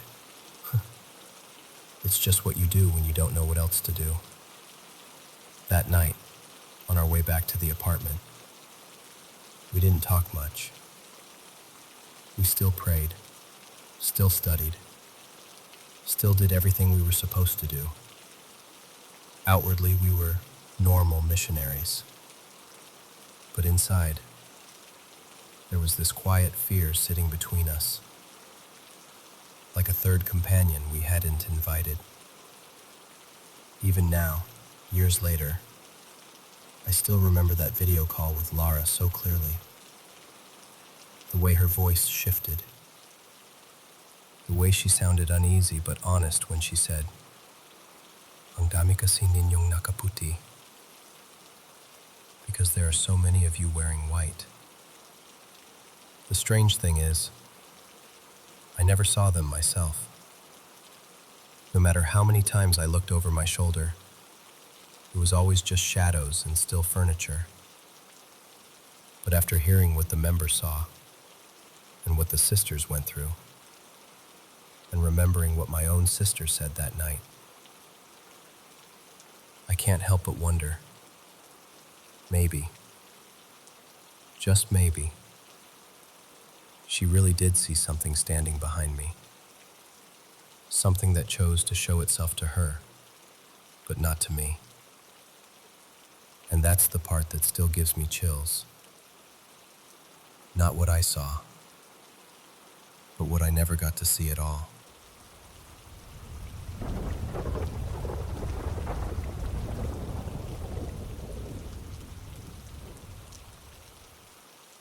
I honestly believe I was possessed by multiple spirits that night. Not just one. It felt like they were taking turns. Like my body was a room they were walking in and out of. It started past midnight, around 1 a.m. I was at my friend Lena's place with a couple of our other friends. We were just talking, laughing, nothing heavy. Then suddenly, I noticed I couldn't move the way I wanted to. It was like my body stopped listening to me. My thoughts were there, but my memories felt foggy. Not gone, just out of reach. Like they were behind frosted glass. When I tried to talk, the words felt stuck. Lena would ask me something and I'd answer weirdly, or too slowly, or not at all. I remember really wanting to sit down because I couldn't walk properly. When I tried to move toward the couch, it felt like I was gliding instead of walking. Like my legs were underwater. Then this strange wave hit me. A kind of déjà vu, but a lot deeper. It was like, I've lived this exact moment before, but I knew I hadn't. There was this huge emotion rising up inside me, and I had no idea where it was coming from. My eyes kept half closing on their own, and I couldn't sit up straight. I kept touching my hair, adjusting it, tucking it behind my ears, just doing something with my hands because my whole body felt wrong. I wanted to cry, but I didn't even know why. That's when I realized, this isn't just me. I felt this presence, like someone else was sharing my body. And in that moment, I just knew this spirit had been assaulted. I didn't see any images clearly. There were no spoken words. But there was this heavy, wordless knowledge in my chest. She was a rape victim. The pain, the shame, the fear. It wasn't from my own life, but I was feeling it like it was mine. After a while, the feeling shifted. My hands and feet suddenly turned ice cold. I remember rubbing my fingers together because they felt numb. I started burping over and over, even though I hadn't eaten anything heavy or had any soda. It was so strange and honestly embarrassing. Then, all at once, terror slammed into me. I became absolutely convinced someone was going to stab me. Not in some vague, anxious way. It felt specific and immediate. Like any second, someone was going to burst in with a knife. The fear didn't feel like mine. It felt like I was remembering someone else's last moments. I think that was another spirit entering. Someone who had died from being stabbed. This spirit was panicking, sure that someone was outside, ready to come in and attack. During this time, I couldn't respond to my friends at all. They kept telling me, "Hey, breathe. It's okay. You're safe." But I couldn't calm down. My heart was racing, and my body felt like it wanted to run, but I couldn't move properly. Eventually, Lena said, "Let's just put on a movie and then crash for the night. Maybe you're just tired." So we stood up to go to her room, and the moment I stood, the fear got even worse. We passed this big standing mirror in the hallway, and I caught my reflection. For a second, I didn't recognize myself. Then I saw my own eyes again, like I was slowly coming back. I could feel the spirits pulling away, slipping out, and I started to feel a bit more like me. My body felt more under my control, but there was still this heavy discomfort, like emotional bruises. I could talk to Lena again, respond to what she was saying, but I felt fragile, like if someone breathed too hard, I'd shatter. When we reached the bedroom door and she opened it, everything twisted again. I kept saying, "I'm scared. I'm scared. I'm really scared." Over and over. They kept telling me, "It's just your imagination. Calm down. There's nothing there." But I couldn't. The fear felt too real. And the thing is, they still had no idea what I was experiencing inside. To them, I probably just looked like I was having a breakdown. We decided not to stay in that room. We went back to the living room and sat down again. They tried to make the atmosphere lighter, just talking about random things, telling stories, laughing a little, pretending everything was normal so I wouldn't spiral more. I mostly stayed quiet, just listening. That's when I noticed a huge moth clinging to the ceiling, barely moving. It felt out of place. I glanced at Lena's pets. She has this orange cat named Momo and a small black dog. Momo was sitting completely still, staring at a spot near us like something invisible was standing there. The dog kept pacing between us and the hallway, tail half up, half tucked, acting both playful and uneasy. In my mind it clicked. They're seeing something too. Animals are sensitive. When they act strange for no reason, I always feel like they're reacting to something we can't see. By then, it was around 4:30, almost 5 in the morning. The sky outside was starting to lighten just a bit. As it got closer to dawn, I slowly felt myself returning more fully. My body felt like mine again. I could breathe more normally. The cold in my hands and feet faded, and the thoughts that weren't mine grew quieter. But pieces of the night kept replaying in my mind, like short clips on repeat.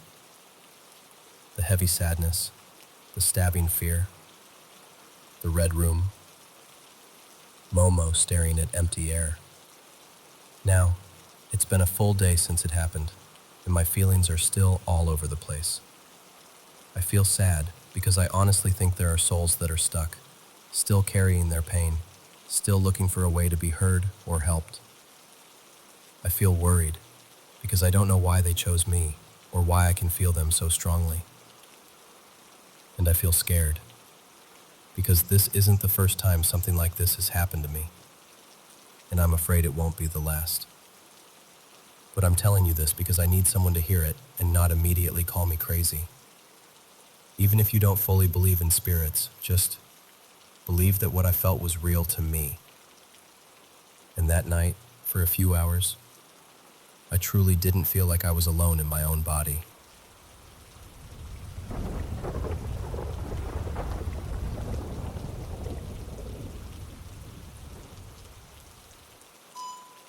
You know, I always tell people I wasn't a UFO person before this happened. I'm a nurse. My name's Maggie, and I've worked hospice for most of my life. Back then, I was a hospice RN, doing 12-hour shifts at a small 10-bed inpatient unit in Mesa, Arizona. That night I was driving home to north central Phoenix, same route I always took, heading west. It was one of those long, bone-tired nights where your feet hurt, your heart is full, and your brain is just trying to get you home. The highway was under construction, so it was this annoying pattern. Off the freeway, over the overpass, back on again. Stop, start, merge, repeat. Somewhere around Tempe, halfway between Mesa and Phoenix, I took an exit like I was supposed to and ended up on this little construction road. There was a big pile of construction debris, dirt, broken asphalt, gravel, pushed up into a kind of ramp. I eased my old pickup up onto it to get some height, thinking it might help me see what was going on with traffic ahead. By the time I stopped, I was high enough that one of the freeway streetlights was just a couple of feet above my head. I left my brights on and put the truck in park. And that's when I saw it. Out in the sky to the north of me, coming toward where I was, there was this massive boomerang-shaped object. Not a little light, not a dot, a thing. The glow of Phoenix behind it kind of backlit the outline, so I could see the shape more than anything at first. This huge V just gliding in. It was around 8:30, maybe closer to 8:40 at night. The sky was clear. No clouds, no storm, nothing that would explain what I was seeing. I got out of the truck. I don't even remember deciding to. One minute I'm sitting there, the next I'm standing in front of my truck, looking up like a kid at a planetarium. The craft kept coming closer, and as it did, I could see that underneath it, in several spots, 5, maybe more, there was something that looked like lava dripping down. The best way I can describe it is like a lava lamp turned upside down. This thick, orange-gold liquid light would stretch down, thin out to a yellowish color, form a bulb, and then pull itself back up into the craft, over and over. It wasn't just light shining on it, it was the light. As it got closer, I realized just how big this thing was. The tip of the left wing passed right over me. If I had to guess, I'd say it was maybe 30 feet above my head.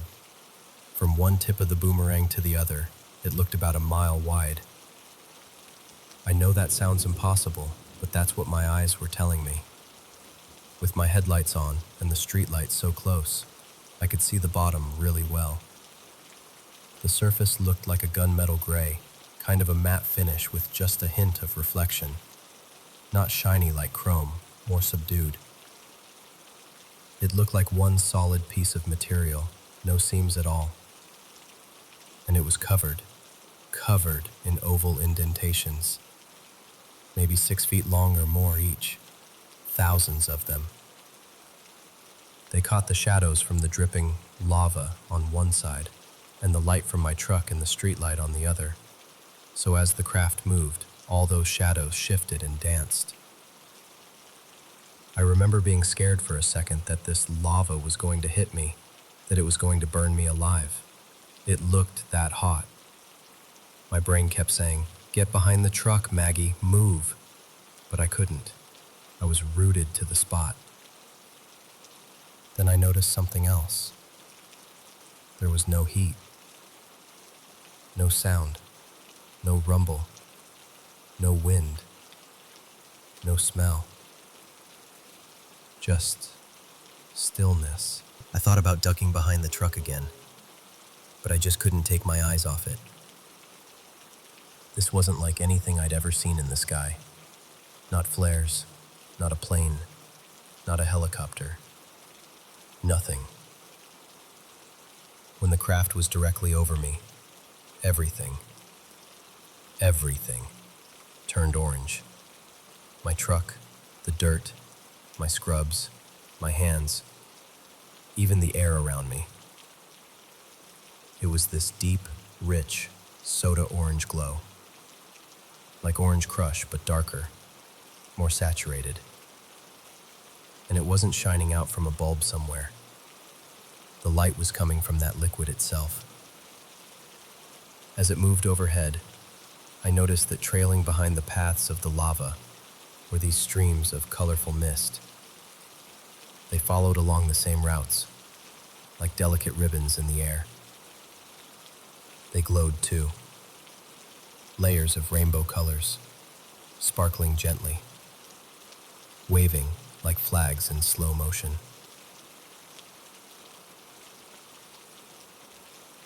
And it was when that mist passed over me that something happened I still have trouble putting into words. I was suddenly overwhelmed with a feeling of home. That's the only word that really fits. Family, love, acceptance, gratitude, peace. It hit me all at once, like someone opened a door inside my chest and poured a warm, gentle wave straight into my heart. I just started crying. Not out of fear, out of recognition, relief. I don't know. I stood there sobbing quietly, watching this enormous, silent, glowing craft float over me and away toward the west, feeling like someone kind and ancient had just leaned down and checked on me. I felt like I was being told, "You're seen, you're loved, you're not alone, we're here." And I believed it. I must have stood there for 10 minutes, just watching, until it was too far away to see clearly. Even when it was gone, that feeling stayed, like a soft hum in my body. Later that night, around 10, I was back home in north central Phoenix. I walked outside again and saw a second set of strange lights out near South Mountain. Those looked different, more like stationary lights hanging over and in front of the mountain. I was too far away, and there were trees and buildings in the way, so I didn't get a good view. But I knew they weren't like the liquid light I'd seen earlier. Over the years, I heard other witnesses talk about that night. Some said the craft was rooftop high. Where I was, it really did feel that low. I was almost parallel to it, seeing it from the side, not just from underneath like a lot of people who were looking straight up. Pilots talked about another craft earlier that evening, way up at 10,000 feet, estimated to be 8 miles wide. I didn't see that one. I only saw this one. Since then, people have recreated what they saw with CGI. And there's at least one animation out there that matches that boomerang shape and the glowing mist almost exactly. When I saw it, I thought, yes, that's it. That's what I saw. I ended up sharing my story on TV and podcasts. I'm on a Discovery Plus show, UFO Witness, Season 1, Episode 5. They had an actor play me, which still makes me laugh. They didn't get the indentations on the bottom quite right, but they did a pretty good job with the orange glow. I've also talked about it on a few shows on YouTube and some UK and Canadian programs. It still surprises me that this one night, driving home from a shift, became something I'd be talking about decades later.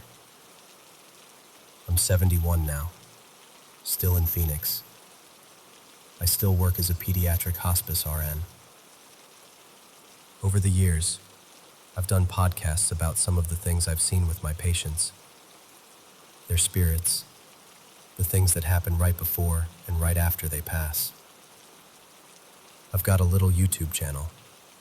These days it's mostly me talking and cooking, called Aunt Maggie's Kitchen. That's my quiet corner of the internet, because here's the thing. I think about that sighting every single day. Not in an obsessive way, just in this gentle, background way. Like a favorite song you hum under your breath without realizing. The feeling that washed over me that night. Family, love, acceptance. That's never really left. And for someone who spends her days walking families through death and grief, That kind of peace is a gift. Whatever that craft was, whoever was behind it, in that moment, I felt like they were saying hello. And somehow, that hello has stayed with me ever since.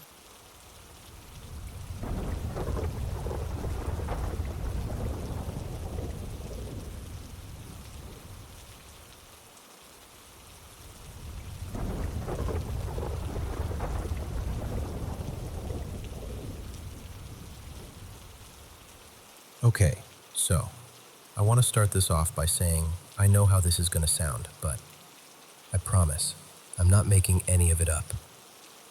I'm not trying to exaggerate or freak anyone out for fun. I do believe in the paranormal, but I'm also the kind of person who will bend over backwards trying to find a logical explanation first. I moved into my current apartment back in May, so it hasn't even been that long. And honestly, it's been great.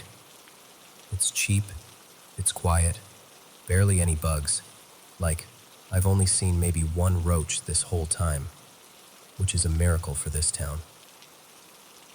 For the first couple months, it was totally normal, cozy even. But the last few weeks have been different.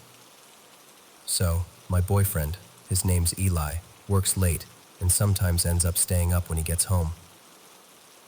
About 2 weeks ago, he was sitting on the couch in the living room, just scrolling on his phone around like 2:30 or 3 in the morning. I was already asleep in the bedroom. He told me that while he was sitting there, he suddenly heard scratching at our front door. Now, the way he described it really got to me, because he said it sounded exactly like when I mess with him.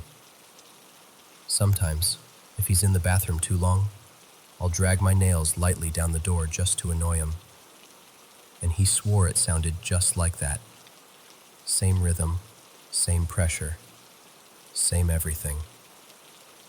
Like I was standing right outside the front door, drawing my nails down it over and over. At first, he thought it was me. Then he realized I was in bed. He said it went on for a solid minute or two, off and on. Finally, he got annoyed and a little weirded out, so he stood up, walked over, and opened the door. The second he opened it, silence. Nothing there. Our apartment building backs onto this scraggly little strip of woods and a drainage creek. So my first thought when he told me was, okay, raccoon, stray cat, a possum, something like that. We've had raccoons around here chasing people for food before, so it wouldn't be the weirdest thing. But here's the part that sticks in my brain. There's not a lot of time between the scratching and him opening the door. Like, he's only a couple steps away.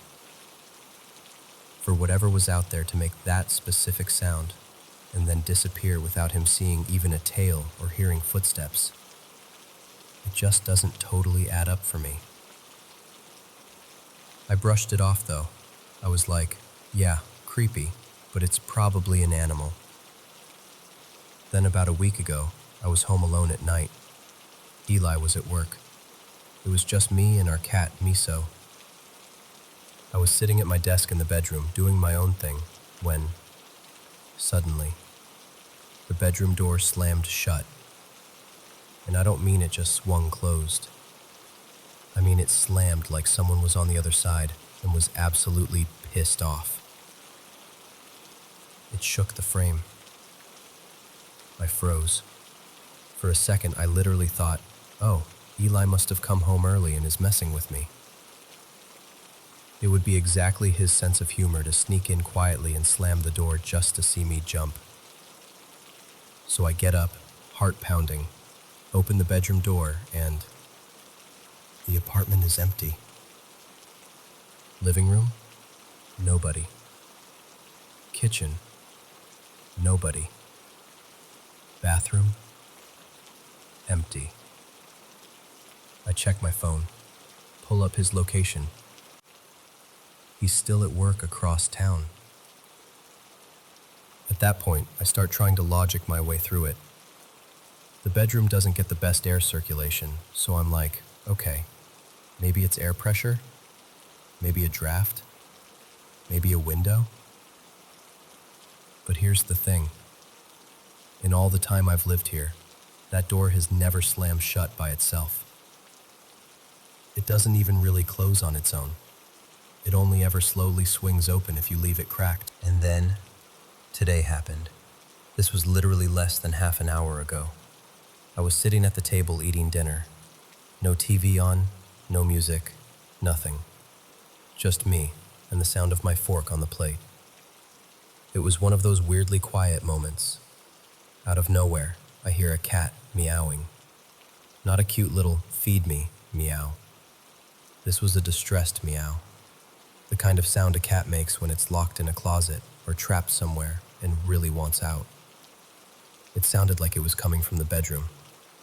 So immediately I think, oh my God, I shut Miso in the bedroom. It happens, right? So I push my chair back to go let him out. As I stand up, I glance over at the armchair in the corner of the dining area, and Miso is right there, curled up asleep, completely passed out. He hasn't moved. The meowing is still going. At this point, every hair on my arms is standing up. I grab my phone and call Eli because I am genuinely freaking out. And I swear to you, the moment he picks up the call, the meowing stops. Just stops. Cut off, mid-sound. I walk through the whole apartment while I'm on the phone with him. Bedroom, closet, bathroom, under the bed, laundry area, nothing. No cat, no noise, nothing weird I can see. Our windows are closed, no electronics are on. There's nowhere an animal could realistically be hiding without us noticing. So then I start thinking, okay, maybe it's someone else's cat. Apartments are weird. Sound travels in strange ways. Maybe it's the people next door or above us.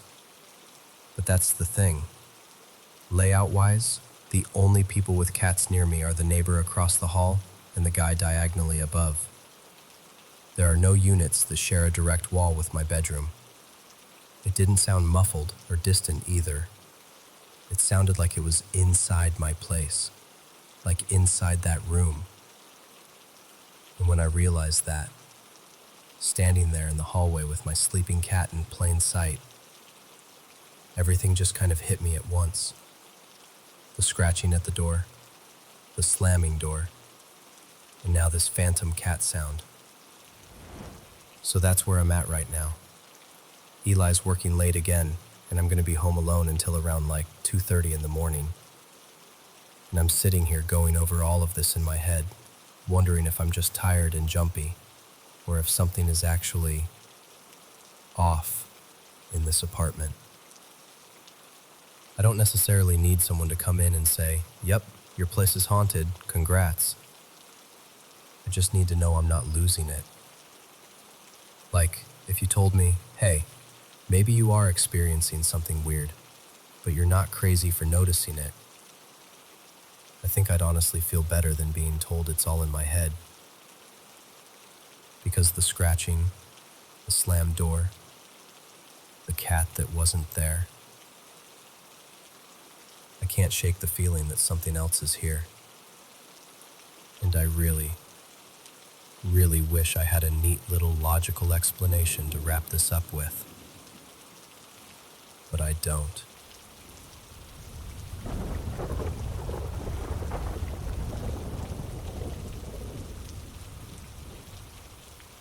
So, I don't talk about this much. In fact, I don't think I've ever really told anyone this story before. But hearing other people share similar things made me think, okay, maybe it's time. I was about 9 years old, 3rd or 4th grade, somewhere around there. It happened only once, but it's one of those memories that is so clear, it might as well have happened last night. I remember waking up in the middle of the night, for no obvious reason. No nightmare, no loud noise. I just opened my eyes. And the very first thing I noticed wasn't anything I saw. It was what I felt. There was this overwhelming sense of peace, deeper than anything I'd ever felt in my life. It was like every worry, every tiny fear, every little knot in my chest just dissolved. If you've ever had a warm hug from someone you really love and trust, take that feeling, multiply it by 100, and then stretch it out so it kind of fills the air around you. That's the closest I can get to describing it. It honestly felt like I was standing in a piece of heaven. My whole body felt light. I remember lying there thinking, this can't be real, right? So I actually pinched my arm. Hard. I winced, and that tiny sting told me, nope, you're awake. This is happening. After a moment, I sat up and swung my legs over the edge of the bed. My room was mostly dark, just a faint line of streetlights slipping in through the curtains. But the darkness didn't feel heavy or scary. It felt soft. That's when I saw them. On the other side of the room, near my little bookshelf, there were these small figures moving slowly through the air. At first, I thought my eyes were playing tricks on me, but then I realized I knew exactly what they were. Angels. I didn't question it. I didn't wonder if I was imagining things. It was like something inside me just recognized them instantly. Every night before I went to sleep, I used to pray, God, please send your angels to watch over me while I sleep. So when I saw them, it felt like God was gently saying, see, I heard you. I've been here the whole time. There were 3 of them, maybe a 4th a little farther back. It's hard to be sure now. They were small, about the size of a cat or a little bigger. Almost like how you'd picture fairies in an old storybook. They wore pure white clothing that wasn't flashy or fancy, just simple and perfect. And they moved in this slow, graceful way, like they were gliding through water instead of air. Each one had wings, white like doves. The feathers weren't sharply outlined, more like soft shapes made out of light. Their faces, it's hard to explain. They had features like humans, but not quite. They didn't look young or old. It was like they were outside of age altogether. Timeless. My room itself was dark, but I could see them clearly because they were the ones giving off light. It wasn't a harsh light. It didn't hurt my eyes. It was gentle, like the glow of candles. If candles could breathe and move and love you. What struck me was how calm I felt. I wasn't scared, not even a little. I didn't feel the urge to scream or run to my parents' room. Instead, I had this deep, instinctive sense of what I should and shouldn't do. On the little desk beside my bed, we had this old tablet, one of the early ones my dad used mostly for emails and games. I glanced at it and immediately thought, I could record this. I could prove this is real. I could show everyone. But right after that thought came another one, even stronger. Don't. I also somehow knew not to get too close. It wasn't that they were dangerous. I didn't feel any threat from them at all. It was more like standing near a beautiful painting in a museum. You don't want to smudge it or mess it up. So I stayed where I was, a few feet away, just watching. Time felt strange. Part of me feels like it lasted only a moment, and another part remembers it like a long, quiet stretch of time. If I had to guess, maybe 10 minutes or so went by.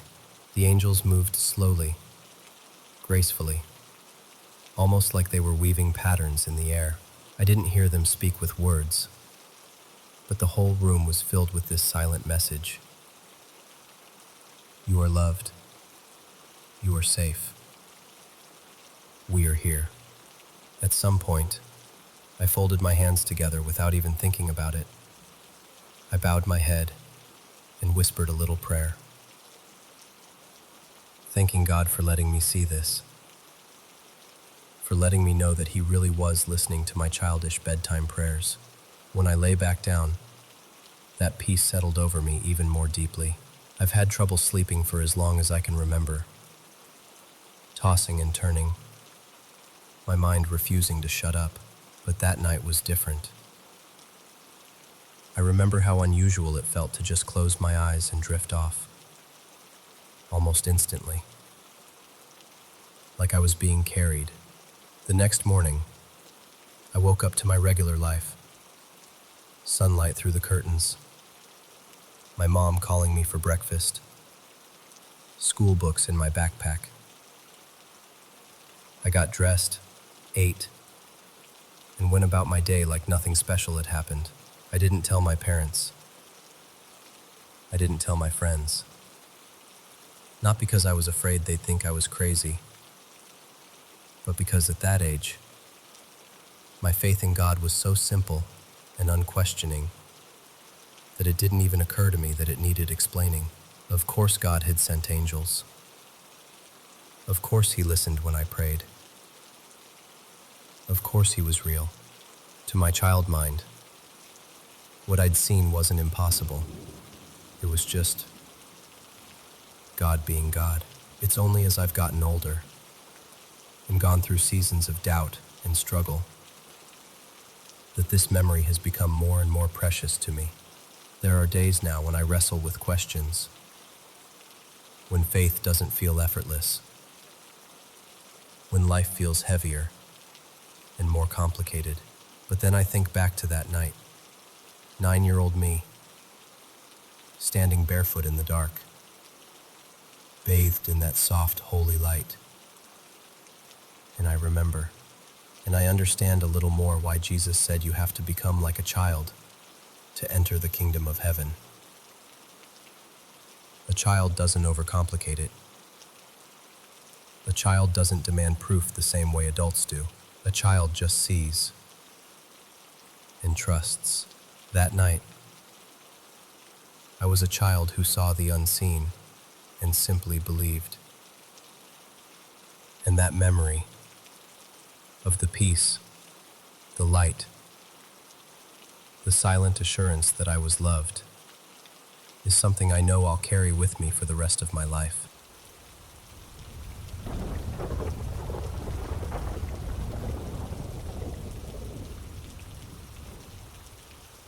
So, this was last year, Saturday, May 11th, the day before Mother's Day.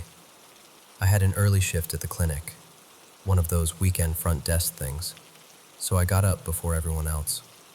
The apartment was completely still. No TV, no kettle, nothing. I did my usual routine, brushed my teeth half awake, grabbed my bag, checked the locks, turned off the hallway light. Everything normal. I remember actually pausing for a second at my bedroom door, making sure it was pulled shut, then heading out. By about 11:30 that morning, I was already a few hours into my shift. It was one of those slow stretches where your brain has too much time to think. My mom, Elena, texted me about something personal. Family stuff. The kind of topic that already had a lot of emotion behind it. We started going back and forth. You know how text arguments are. No tone, just guesses. I could feel myself getting annoyed, and I finally sent back, "Yeah, legally." That was my way of tapping out. Short, final. Like, I'm done with this. A couple minutes later, she replied, "Huh? I'm up in the attic nook if you want to talk." I just texted, "I'm at work." And in my head, that was that. I pictured her upstairs at her little reading spot and me at the clinic, and the conversation just cooling off.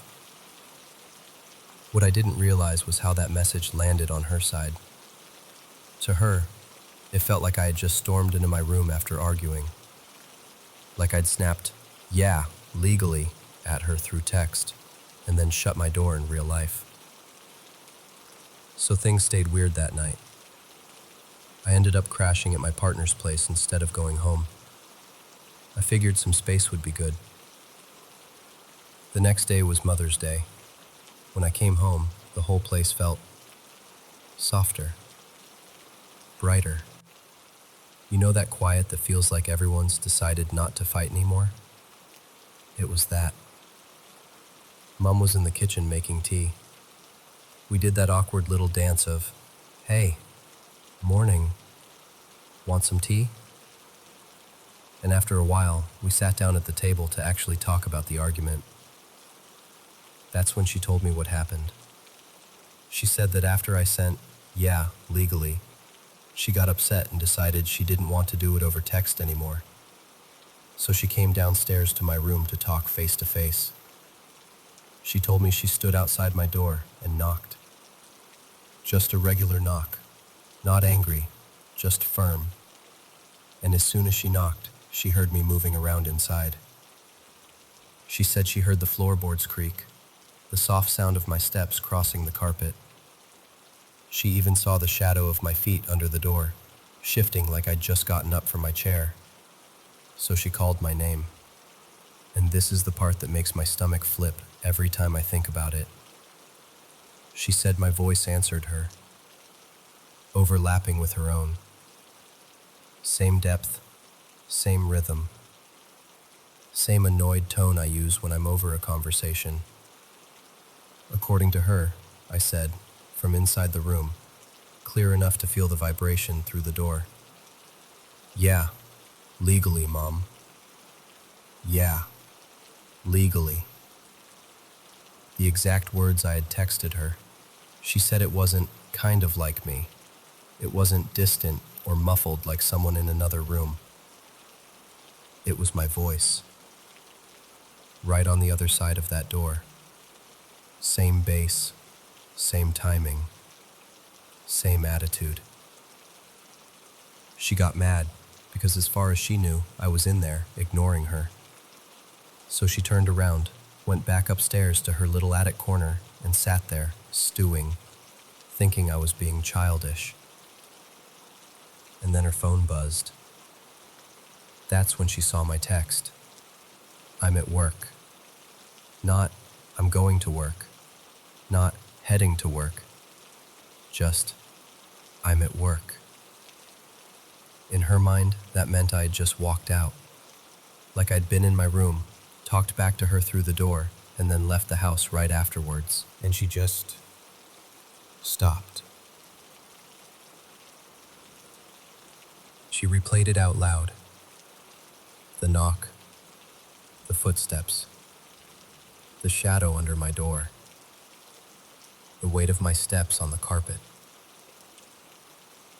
the way the light in the hallway changed when my feet moved. My irritated voice saying, "Yeah, legally, Mom."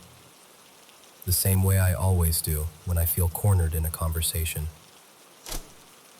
Except I wasn't there.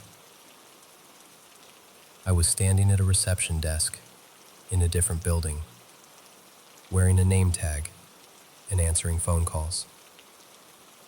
We just sat there for a moment, both of us kind of quiet. I could see her trying to line up the timelines in her head. Like maybe she had got the time wrong. Maybe I was joking. something.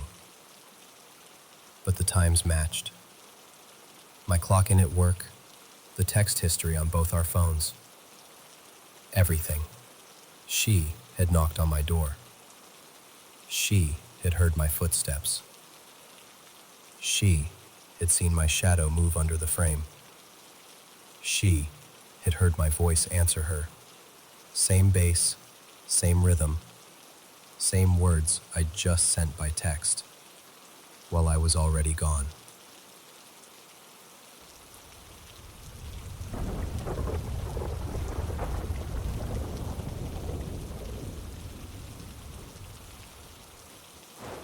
This was a few years back. I was in this small city for a 3-day music festival.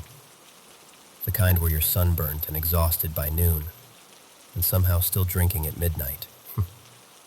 I'd booked the absolute cheapest hotel I could find that was still walking distance from the venue. You know the kind. Old carpet, weird hallways. But hey, the shower worked and the bed didn't collapse, so I was happy. By the second or third night, I was wrecked. My partner, Lily, was with me, and we stumbled back to the room after the last set. I had this terrible habit back then. I'd get drunchies at the end of a long day of drinking, order a bunch of food, and then fall dead asleep about 15 minutes before it arrived. Next morning, I'd wake up hungover to a sad, cold feast sitting out all night. So that night, I'm lying on the bed in the dark, hotel TV murmuring in the background, phone in my hand, painting a picture. I order a ridiculous amount of fast food on the app, burgers, fries, the whole deal. Hit place order, and I can feel that heavy festival sleep starting to pull me under. You know that feeling where your whole body just gives up? That was me. I'm right on the edge of passing out when, boom, something slams into the wall on my left. Like, hard. Not a little tap, not pipes or footsteps. Like someone threw a heavy object directly at the wall. I jolt awake. Lily shoots up too. My heart is going crazy. We're both just staring at that wall like, what the hell was that? Now on that side of the room, there was nothing. No dresser, no headboard, no picture frame. Nothing stacked that could have fallen. Just plain wall. We try to be reasonable about it. Maybe it's a mouse, but it was way too loud for a rodent. Maybe the neighbors, but it sounded like it was right next to my ear. I remember lying there, adrenaline pumping, and this little thought creeps in like, okay, what if that wasn't normal? What if that was something else? And then suddenly I'm like, wait, I ordered food. I grab my phone, open the app, and sure enough, it says the order was delivered like 3 minutes earlier. So now I'm sitting there thinking, did something just wake us up so we wouldn't sleep through our food again? It lined up so perfectly. The timing was too on the nose. Lily and I look at each other, wide-eyed, and we both kind of nervously laugh. But we're also definitely weirded out. We drag ourselves up, open the door, and boom, there's our food bag sitting out in the hallway. We bring it in, spread everything out, and finally start paying attention to the TV. And this is where it gets extra weird. Some random show is on with Jack Osborne and Ozzy Osbourne doing one of those paranormal adventure things. I hadn't really been watching it. It was just background noise. But as I actually look up, I realize the episode is literally about them staying in a haunted hotel. I just freeze for a second. I'm sitting in this cheap, slightly creepy hotel room, eating food that a mysterious wall bang woke me up to get. And on the TV, Jack and Ozzy are wandering around a haunted hotel, talking about spirits messing with guests. At that point, the coincidence level was getting ridiculous. I kind of got that tingly feeling like, okay, universe, I see you. This is a bit much. We eventually crash. Food eaten, no leftovers abandoned to the night for once. Next morning, we're getting ready to head back out to the festival. I'm rummaging through my bag when suddenly I hear this loud buzzing sound. Took me a second to realize what it was. My hair clippers. In my bag, turning themselves on. I turn them off and just stand there for a second like, okay, that's another one. Individually, all these things are small. A loud bang, a spooky TV episode, clippers turning on. But strung together, inside this slightly off vibe hotel, all while I'm already primed by that weird wake-up timing. It felt like something was trying to get our attention. We go out for the day, trying not to overthink it. Before we leave the room, we're careful. TV off, lights off, everything unplugged that doesn't need to be on, just in case. We come back later that afternoon, open the door. The TV is on. Volume low, show playing. Like someone came in, sat down, and got bored halfway through their program. And I know we turned it off. Lily knows it too. We both just stop in the doorway, look at the screen, then look at each other like, okay, yeah, that's not normal. By then I'm fully creeped out, but also oddly, not terrified. The feeling in the room wasn't menacing. It was strange and a little unnerving, but it didn't feel hateful. It honestly felt like someone hanging around, curious, like a roommate that doesn't quite understand boundaries. That night I got drunk again. Shocking, I know. And I hit this point where I was like, all right, if there's something here, I'm just going to talk to it.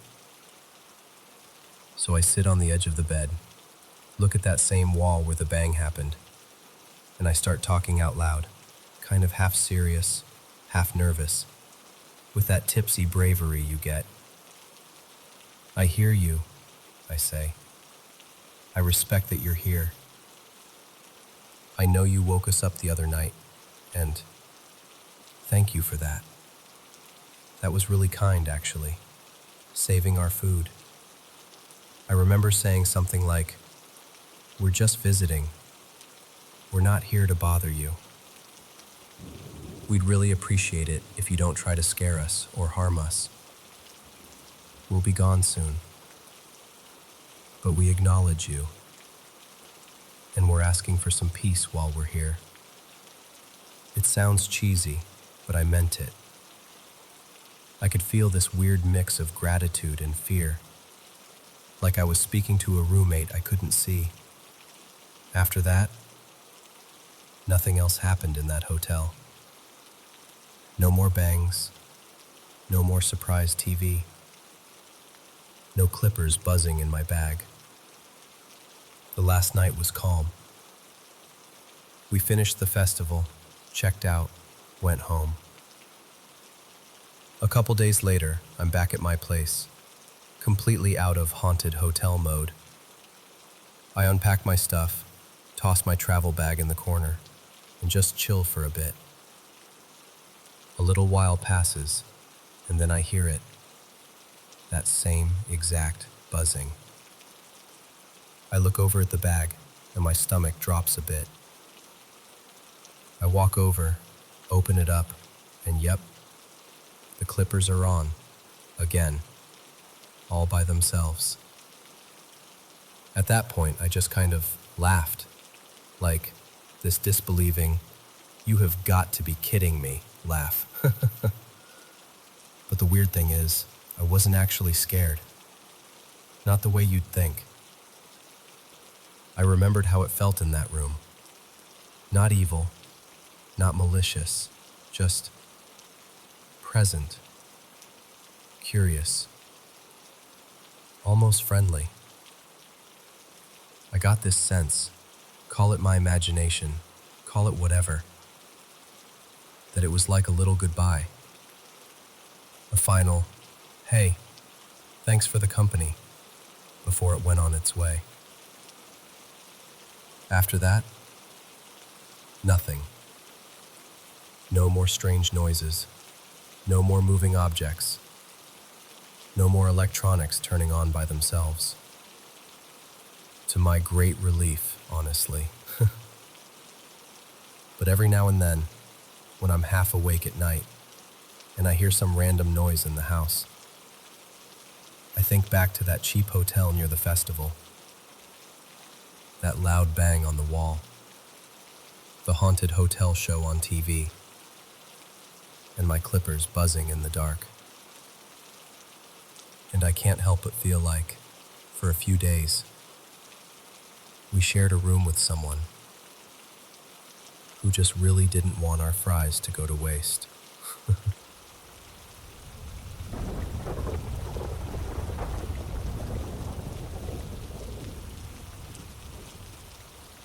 So, picture this. It's 1:47 in the morning, and I'm dead asleep, when my phone starts buzzing on the nightstand. I squint at the screen, and it's my husband, Milo. Now, I already knew he was on his way home. He'd texted me about 20 minutes earlier, saying he'd just left work. So my stomach drops uneasy. Because if he's calling now, something's wrong. I answer and go, "Hey babe, you okay?" Nothing. Just silence. No breathing, no background noise. Just dead air. So I try again. "Milo?" And then finally I hear him, but his voice sounds weird, distant. "Can you hear me?" "I can now," I say. "Are you okay? What's going on?" He hesitates. I don't know what just happened. I'm almost home, but I saw something. I'm about to lose service. Just be waiting for me on the porch, okay? Please? And then the call drops. So now my heart is racing. You know that feeling when your body wakes up faster than your brain can catch up? That was me. I throw the covers off, grab a hoodie, and head straight for the front door. We live way out on the edge of this tiny town. You blink and you've already driven past it. So our driveway is long and dark. I open the door and just stand there barefoot on the porch, staring down the gravel lane, waiting for his headlights to show up. A couple of minutes later, I see his truck bumping down the drive. Even from the porch light, I can tell something's off. He gets out, shuts the door slowly, and just kind of stands there for a second, like he's not fully back with me yet. He walks up to me, and his face, he looks shocked. Not just scared, like he's trying to rearrange reality in his head and it's not fitting. I ask him, "Milo, what happened?" He runs a hand over his face and takes this deep breath. "Okay," he says. "You're gonna think I'm crazy." I'm married to you, I tell him. That ship has sailed. Just tell me. He lets out this nervous laugh and then says, I saw these things. These tall white people, I guess. A tall white woman and two others with her. But not white like skin tone, like snow white. Like they were made of light, but still solid. They were standing by the old train tracks on Willow Creek Road, right where that one-lane strip crosses over. He looks at me, checking to see if I'm following. The woman, he continues, she was holding something. My brain could only compare it to a trash bag with a light inside it. I know that's not what it was, but that's the closest thing I can think of. It was glowing, kind of pulsing. He pauses, and then says quietly, when I saw them, they turned and noticed me too. And I got this feeling. I can't even explain it. I just knew I needed to get out of there. It was like every hair on my body stood up at once. This unease just dropped over me. I don't know what they were, but they weren't right. They're not human, Ivy. I know that much. We go inside, and I'm trying to be practical. I start reheating the plate of dinner I'd left in the fridge for him. But my brain is already racing. Tall white beings, out by the tracks. Something glowing in their hands. It hits me. The tall whites. I don't know if you've ever gone down that rabbit hole at 3 a.m, but I grabbed my phone and typed tall whites into Google. A bunch of images and sketches pop up. Those classic, tall, slender, pale entities people talk about. I hand him the phone and say, any of these look familiar? He scrolls for a minute, and then he stops on one. His whole expression tightens. That's when the goosebumps hit me. The next morning, after we'd both had a couple hours of sleep, if you can call it that, we decided to drive back out to where he saw them. Part of me was hoping we'd find nothing, so we could chalk it up to fog and a tired mind. You know, something normal. We get to Willow Creek Road, that little stretch that connects the two main highways. Nobody lives out there. It's just trees, fields, and those abandoned train tracks cutting across. It had rained lightly during the night.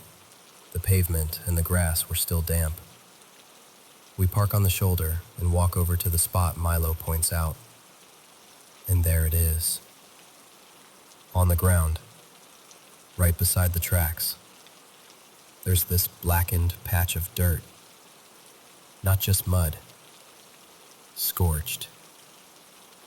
The grass around it is crisped back in an almost perfect oval, like something hot settled there for a bit and then vanished. What got me is that everything else was wet. The dirt around it, the rails, the weeds. But that patch, completely dry and burned. I just stare at it and say, you didn't tell me about this part. He shrugs, eyes still on it. It wasn't there when I drove past. At least, I don't remember it being there. We're both quiet for a minute, listening to the wind and the distant hum of cars from the highway. It feels heavy out there. Still, we start walking back to the car, talking low, trying to make sense of it. When this old, beat-up blue Chevy pulls up behind us. The engine rattles as it idles, and my first thought is, great, now we're trespassing on someone's land and they're mad about it. The window rolls down, and this older man leans out. Weathered face, ball cap, plaid shirt, He calls out, "Hey, what are y'all up to out here?" Milo and I share a quick look. We don't recognize him at all. I say, "Oh, we were just looking at something by the tracks. Is our car in your way?" He shakes his head and kills the engine. "Nah, you're fine." He opens the door, steps out, and shuts it with a rusty clunk. "Did you kids see something interesting?" Milo hesitates. I saw something out here the other night on my way home from work. Not sure what it was, though." The old man nods slowly, like that answer doesn't surprise him at all. "Is that right?" he says. "Well, I live back that way." He points toward the highway. "Been out here pretty much my whole life." There's this short, awkward silence as we shuffle a little closer to our car, not sure if we should stay or go. And then he breaks it with, "Tell me something. Y'all believe in aliens?" Milo and I look at each other, and it's one of those wordless conversations married couples have. Like, are we really doing this? I finally say, "Yeah, actually, we do." His whole face softens with relief. "Good," he says. "Makes this a whole lot easier." He goes on to tell us that he and his late wife used to see strange things out here all the time. Lights in the sky, odd sounds coming from the fields, that sort of thing. Little stories that, if you heard just one, you'd shrug off. But stacked together over a lifetime, it starts to feel like a pattern. We mention the black scorch mark by the tracks, and he just nods. "Yeah," he says, almost casually. "That's from them." From them. Then he asks, "You ever seen anything over your place? Up in the sky, I mean? Something you couldn't explain?" Milo pulls out his phone.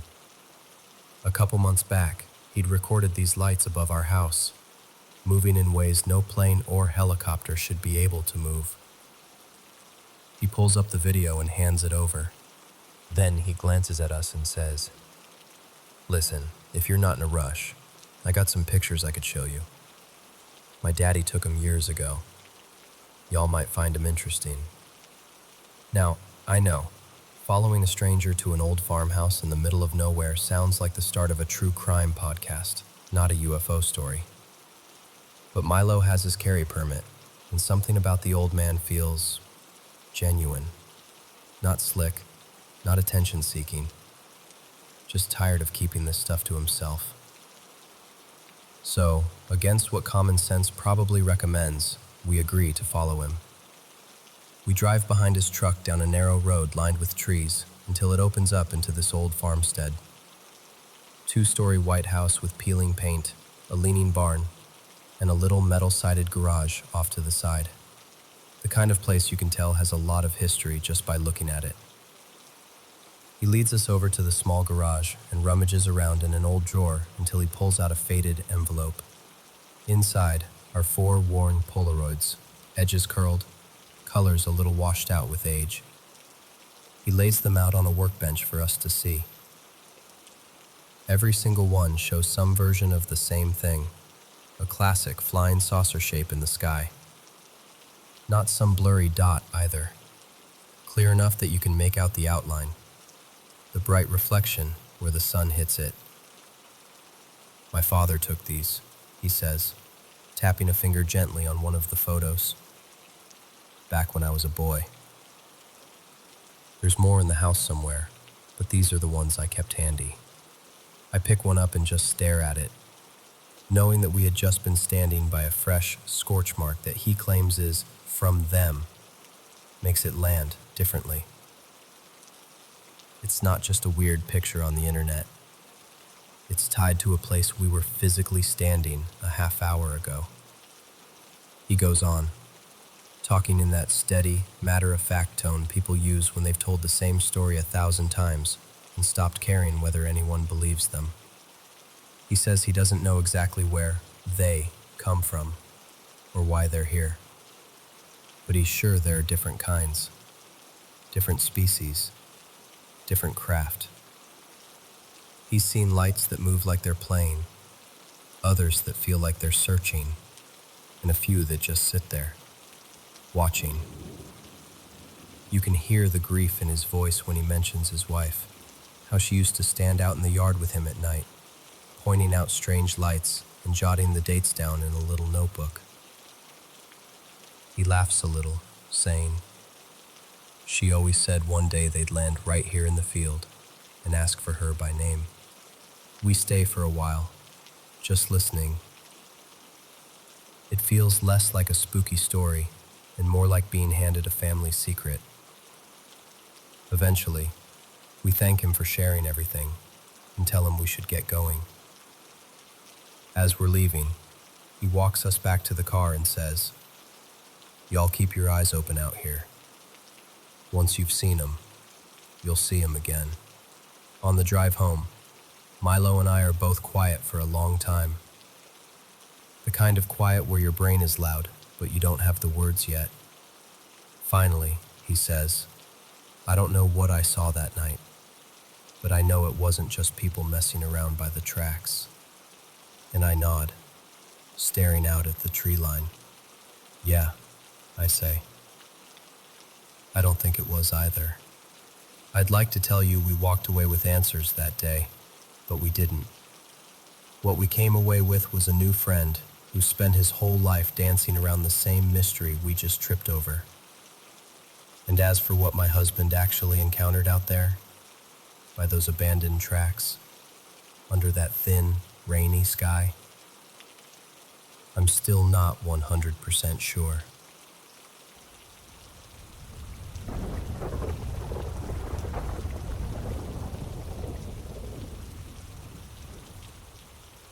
So, okay. Let me just tell this straight, like we're sitting on the couch and I'm venting to you. About 3.5 years ago, my stepdad, Daniel, decided we needed more space.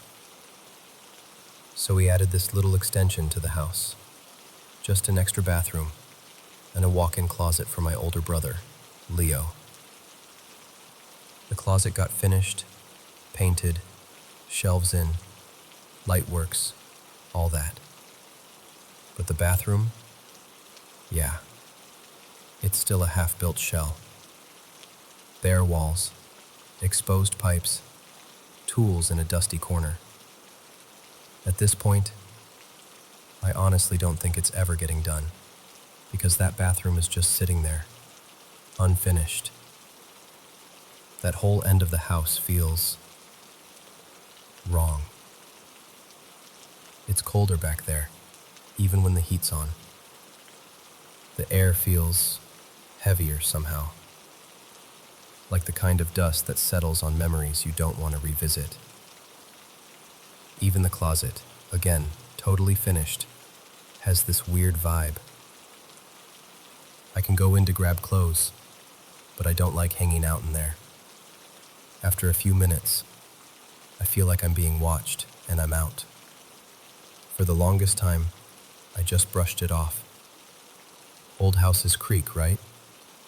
Weird drafts, bad insulation, whatever. I didn't really think about it until late last year. It started with this horrible smell under the closet floor. At first we thought something normal had happened, like, okay, we have a lot of strays around here. There are raccoons, stray cats, whatever, always getting into people's trash. We figured maybe one of them crawled under the house and died or something. Gross, but logical.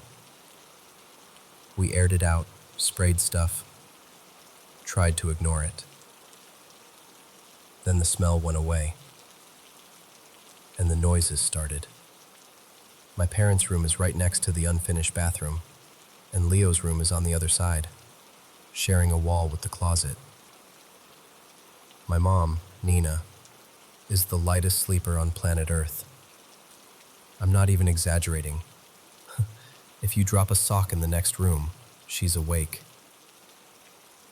Earlier this year, she kept jolting awake at like 3 in the morning because of these loud bangs and thuds coming from the extension. She said it sounded like someone dropping something heavy on the bathroom floor, or like fists hitting the wall. Leo heard it too from his side, like pounding inside the wall or footsteps across the closet ceiling. They both told me about it, and I kind of shrugged it off. I mean, I sleep like a slab of concrete. A meteor could hit the backyard and I'd snooze through it. So I thought, maybe you guys were just dreaming, you know? Weird house noises, half-asleep brains. It happens. But then the banging stopped. And that should have made things better. It didn't. A few months ago, I was home alone one night. It was one of those nights where the sky is just this deep, heavy black, and the whole neighborhood feels quiet in a way that's almost too quiet. It was just me and our dog, Miso, in my room. Lights off, curtains drawn, blue glow from my laptop. I had some random YouTube video on. One of those dumb commentary channels where you half listen while scrolling your phone. I remember laughing at something the guy said, and then something else laughed. Loud. It wasn't from the video. It wasn't even close to sounding human.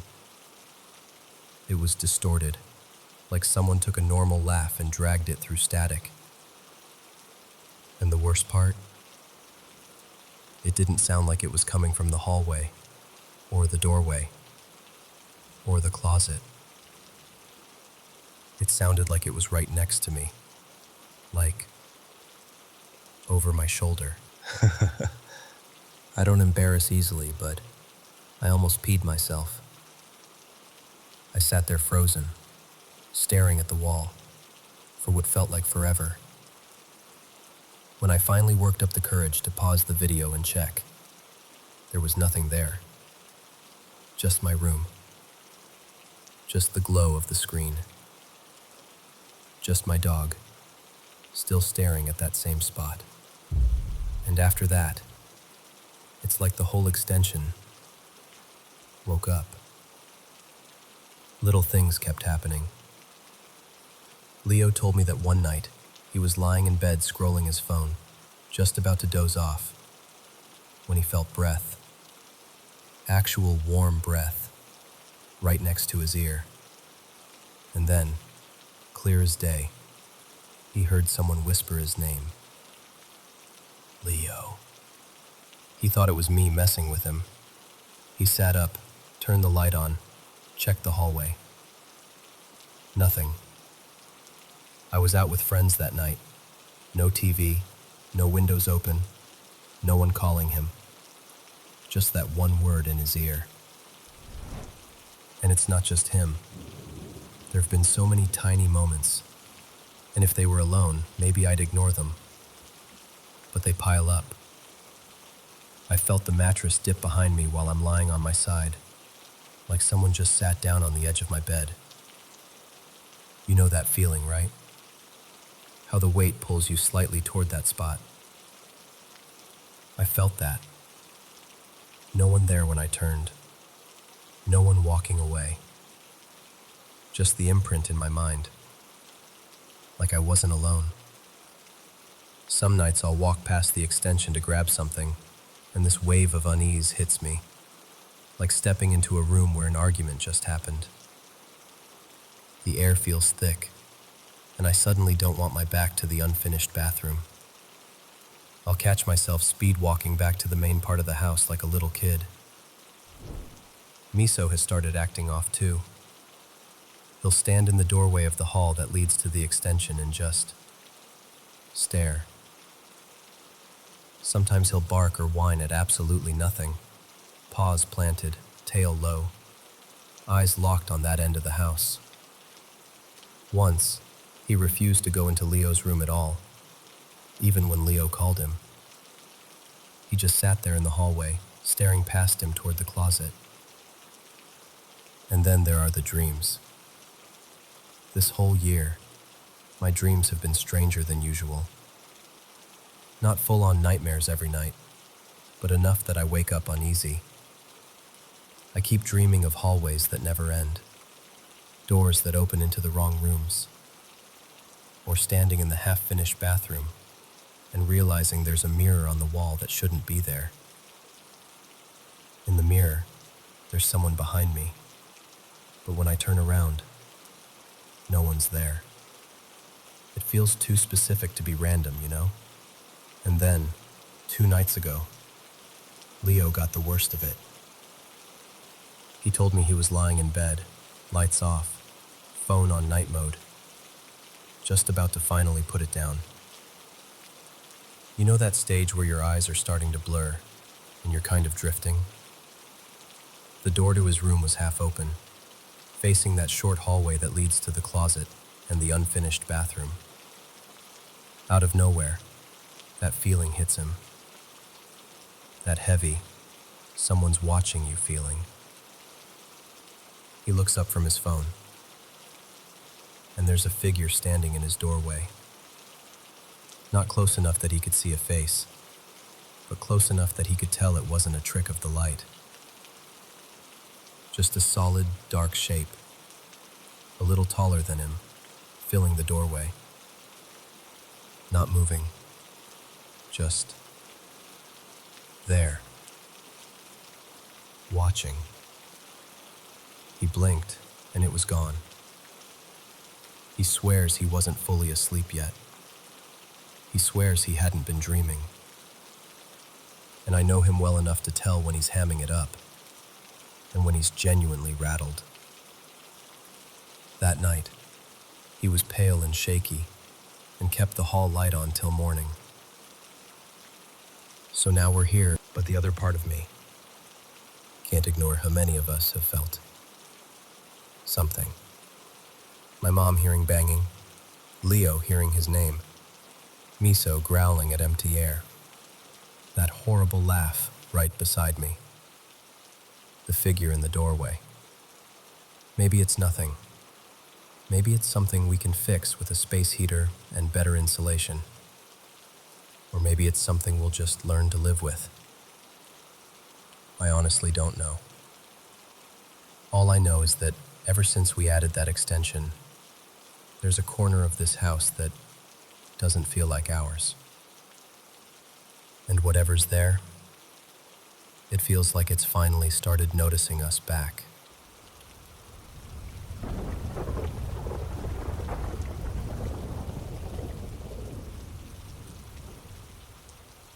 A little while ago, about 3 weeks now, we moved back into the house I grew up in.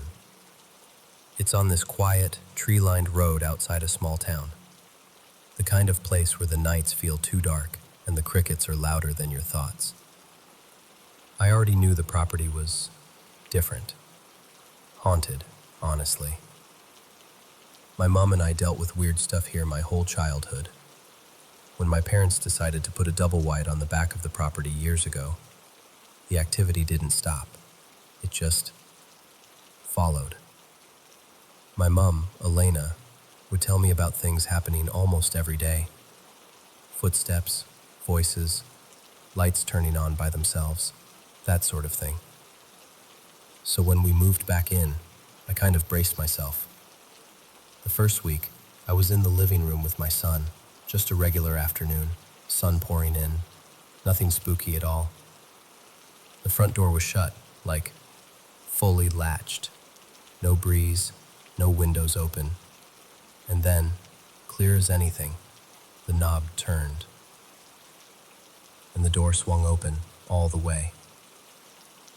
Like someone had come in. No one was there. I checked the latch, still snug, no draft. My husband Mark tried to give me all the logical explanations. But there's only so many times you can say, settling house, before it starts to sound ridiculous. The second week, I was in the kitchen. There's this one spot on the floor that only creaks when you step right on it. Everybody in the family knows it. I was standing by the sink, not moving, when that exact spot let out a long, slow creak, as if someone had just stepped there and shifted their weight. But I was alone.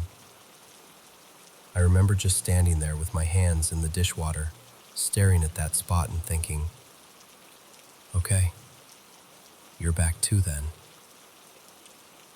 And then last night, the mimic showed up. So, I was getting the kids ready to go over to my parents' place.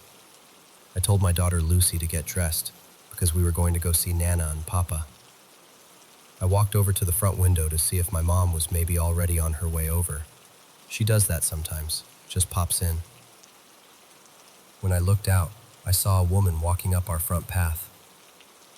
She had long hair pulled into this messy, low ponytail, kind of my mom's build, wearing an oversized gray t-shirt and dark leggings, exactly the kind of comfy outfit my mom, Elena, lives in. She was just a few steps from the porch, head slightly down like she knew where she was going, casual, familiar. And without even thinking, I turned toward my daughter and said, "Oh, Nana came to get you." But then, it realized I was looking at it. The woman stopped, jerked her head slightly like she'd been caught, and then darted sharply to the right, out of my line of sight. Not like a normal, "oh, I forgot something" kind of move. It was too fast, too deliberate, more like an animal scrambling for cover. My heart did that weird, cold flip in my chest. I rushed to the front door, opened it, and stepped out onto the porch. The yard was quiet. Nobody on the path. Nobody to the right where I'd seen her disappear. The air felt heavy, like the moment right before a storm. I laughed, trying to shake it off, and called out, "Mumsy, I know you're out here.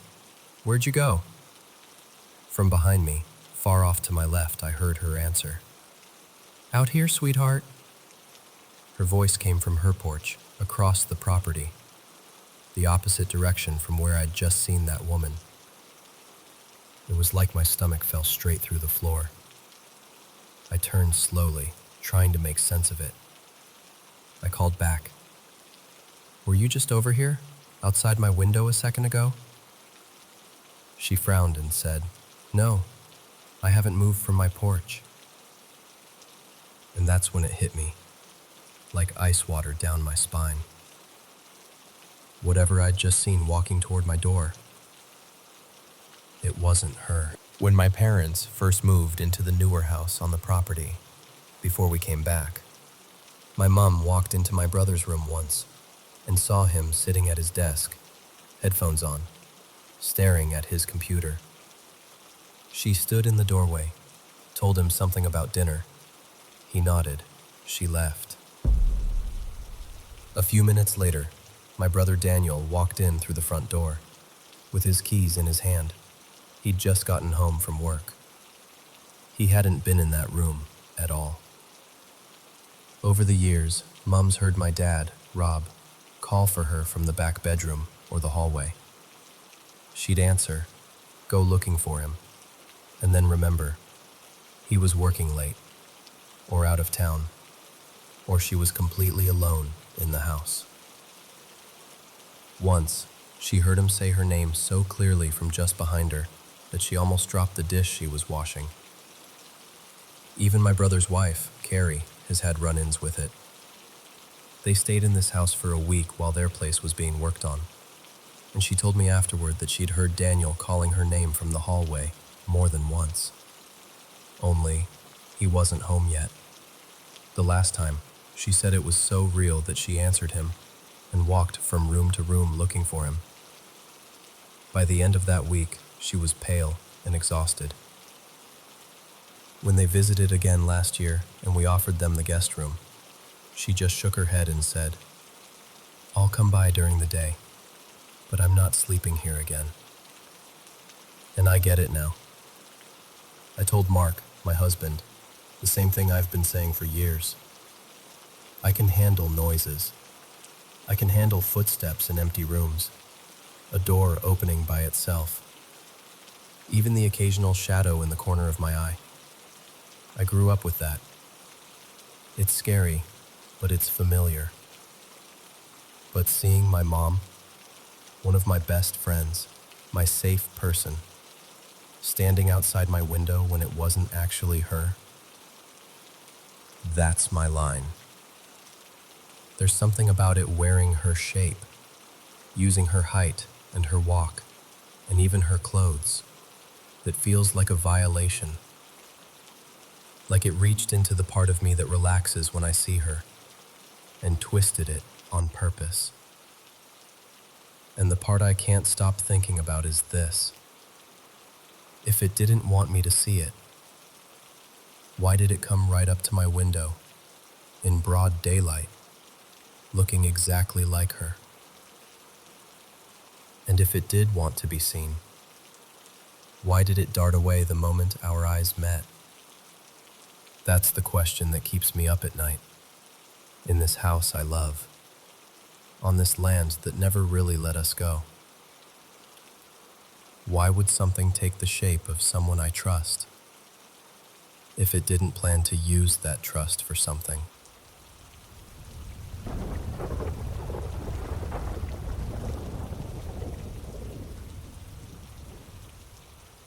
So, I want to tell you about this house I grew up in, because even now, years later, I still think about it.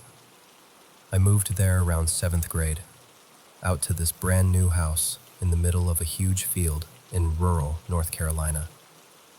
Like, picture waist-high grass in the summer, one long gravel driveway, and then just our house. No neighbors you could see from the windows, no old creaky farmhouse history or anything like that. It was a new build. We were the first people to live there. Which is why I never expected it to be creepy. I always thought haunted houses had to be old. Peeling wallpaper, weird basements, all that. But this place is still the spookiest house I've ever lived in. From the beginning, I just never felt relaxed in it. When I was home alone after school, I would turn on practically every light on the first floor and park myself in the living room. I refused to go down the hallway or upstairs unless I absolutely had to. The dark in that house didn't feel like normal dark. It felt heavy. Like the quiet was watching me. At night, even in high school, I slept with a little nightlight and the TV on low. I told my parents it was because I liked background noise, but it was really because the silence freaked me out. Friends picked up on it too. My friend Hannah, for example, hated the bonus room over the garage. It was this finished playroom where we kept video games and old toys. She wouldn't go in there alone. She'd stand in the doorway and just go, "Nope, this room just feels wrong." And honestly, I agreed with her. I just didn't want to say it out loud. The first really weird thing happened on the back porch. We had these big sliding glass doors that looked out over a wooden deck and then the field beyond. On the deck were two old wooden rocking chairs side by side. If there was a breeze, both chairs would rock gently, like you'd expect. But every so often, I'd glance outside and there would be no wind. Like, the trees and the tall grass would be completely still, and only one of the rocking chairs would be moving. Just that one. Rocking steadily, like someone had just sat down or stood up. It would rock for a little while and then just stop. Not slow down and eventually stop the way it normally would, but stop abruptly, like someone had put a hand on it. Nothing else outside ever moved when that happened. No wind chimes, no branches, nothing. My dad used to laugh it off and say, "Ah, that's just the old farmer who used to work this land, taking a break." He'd grin and kind of wink at me, but it never felt like a joke to me. I'd just sort of nod and pretend it didn't bother me, then avoid looking out there if I was alone. The second thing is the one that really stuck with me. One afternoon, I got home from school before everyone else. My parents were still at work, and my younger brother and sister were still at their elementary school. I unlocked the front door, stepped inside, and dropped my backpack by the stairs like I always did. I went straight to the kitchen to get a snack. I remember opening the fridge, rummaging around, not thinking about anything except how hungry I was. And then, from upstairs, I heard footsteps. It wasn't like a house creaking. It sounded like actual footsteps, like someone walking across the floor. A few steps, then a pause. Another couple of steps. At first I froze, just listening. Then, for some reason, because apparently I learned nothing from horror movies, I walked toward the stairs to check. So I'm standing there at the base of the stairs looking up. The house is dead silent now, but my heart is pounding. I take one more step so I can see a bit more of the landing. And in that moment, I hear this quick shuffle, like someone suddenly darting across the floor, and I see a shadow streak across the wall, just a dark shape, crossing from left to right. Immediately after that, I hear the sound of glass clinking in my parents' room. My mom had this silver tray on her dresser with a bunch of perfume bottles on it, and it sounded exactly like those bottles bumping into each other. That was it for me. I didn't try to be brave. I turned around and ran out of the house so fast I left everything, my backpack, my phone, my keys, inside. I tore down the driveway toward the road and just stood there, my heart in my throat, staring back at the house. Nothing looked strange from the outside. No one in the windows, no car in the driveway except mine on the shoulder. Just this quiet, perfectly normal-looking house. I finally used a neighbor's phone to call my mom. I told her what I'd heard and seen, every detail. And she did that calm mom thing like, "Sweetheart, it's probably just the house settling. You're worked up. Go back inside. I'll be home in a few minutes." I did not want to go back in, but I also didn't want to stand by the road like a weirdo. So I walked back up the driveway, still shaky, and tried the front door. It was locked. And not just the doorknob, the deadbolt was locked too. When I came home, I had unlocked the door and walked in. I never turned around to lock it again, much less flip the deadbolt. I didn't even bring my keys with me when I ran out. They were still sitting inside by my backpack. I just stood there on the porch, staring at the locked door, absolutely sure I had not touched that deadbolt. When my mom finally pulled into the driveway, she got out of the car, came up the steps, and unlocked both the deadbolt and the knob from the outside, like nothing was strange.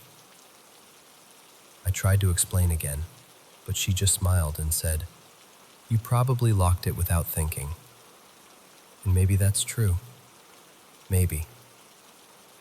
But to this day, I can't make that make sense in my head.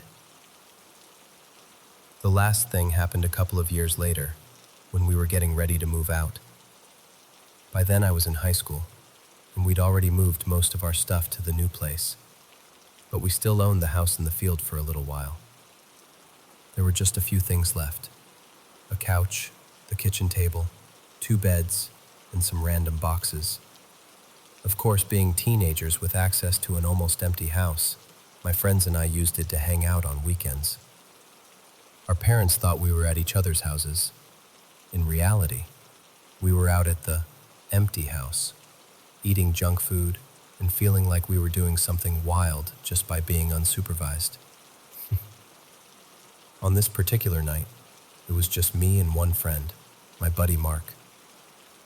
No party, no big group, just the 2 of us sitting at the kitchen bar, talking and picking at a bag of chips. From where we were sitting, we had a clear view down the hallway. At the end of that hall was a little half bathroom, and the door was wide open. The hallway light was off, the bathroom light was off, and the only light in the house was coming from the kitchen over our heads. We're mid-conversation, just laughing about something dumb, when suddenly the light in the bathroom at the end of the hall flips on.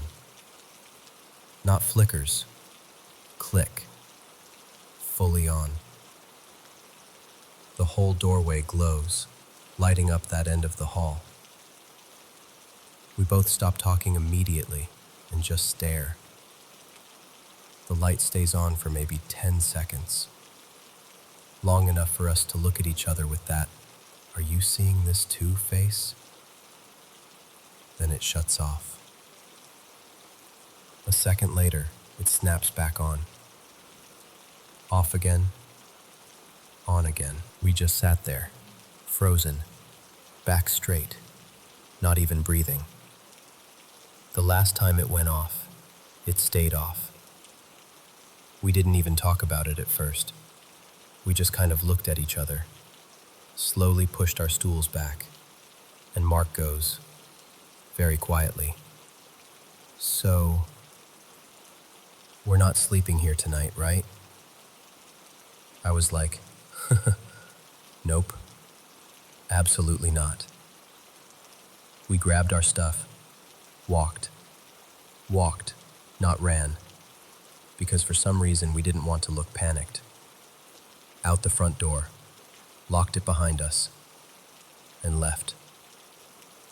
I remember the drive away from that place feeling like the longest 10 minutes of my life. Eventually, my parents sold the house. A new family moved in. I honestly hope they've had a perfectly normal experience there.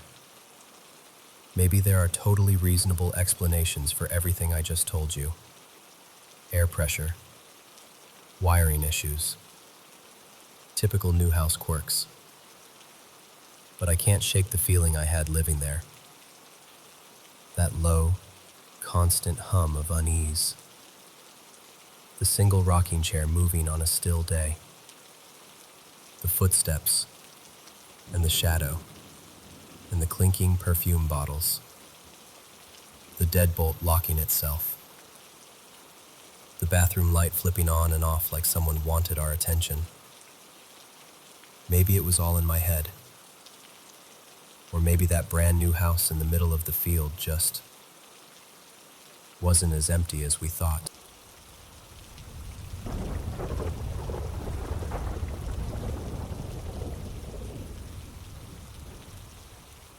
So, let me tell you about the one time I very seriously decided I was done messing with anything even remotely ghost-related. I was in my early 30s. My partner, Hannah, and I had flown out to visit a friend of ours, Marcus, who was living in Vancouver at the time. We were crashing at this old condo his manager owned. One of those places that looks totally normal in daylight, but at night, it suddenly feels like it has way too many corners. From the first night, my sleep was just wrecked. Every time I drifted off and started dreaming, I'd become aware of someone standing in the corner of the bedroom. Same corner, same presence. I'd notice him, get this jolt of fear, snap awake, then roll over, fall back asleep, start dreaming again, and there he'd be. Over and over, like a broken record. I'm not exaggerating when I say this happened maybe 20 times a night. I'd barely fall asleep before it started again. By the end of the second night, I was exhausted, wired, and honestly, a little pissed off. On the third night, something in me just snapped. I'm in the dream again, and there he is, this man in the corner. But instead of freezing like I usually did, it was like I suddenly went lucid. I remember thinking, no, not tonight. I'm done. So in the dream, I marched right up to him. He looked ordinary, which somehow made it worse. Mid-30s maybe. Light brown hair slicked back. This mustard-colored button-up shirt. No shoes. He was just staring at me like he'd been waiting. I said something like, "Who are you, and what do you want?" And he answers, calm as anything. "My name is Victor. I have a message for..." And then, right where the important part should be, everything cuts out. It's like someone yanked the sound cable. Instead of words, I hear this high-pitched ringing, like feedback in my ears. He's clearly still talking, his mouth is moving, but I can't hear a thing except that piercing tone. The only thing I clearly remember is his name, Victor. Next thing I know, I jolt awake. The room is quiet. I grab my phone, 6 a.m. I remember lying there thinking, well, at least it's morning. Maybe it's over now. I'd finally gotten what felt like maybe an hour of real sleep. Fast forward to the fourth night. We'd been out late with Marcus, bar hopping, laughing, just enjoying being together. By the time we got back to the condo, it was around 2 a.m., right about the time the corner guy would usually start his routine with me. We're half drunk, sitting around in the living room, and Marcus asks casually, "So, how you sleeping here?" That kind of caught me off guard, so I shrug and laugh and say something like, "Honestly, not great. I keep having this weird dream. There's this guy standing in the corner of the bedroom, and every time I see him, I wake up.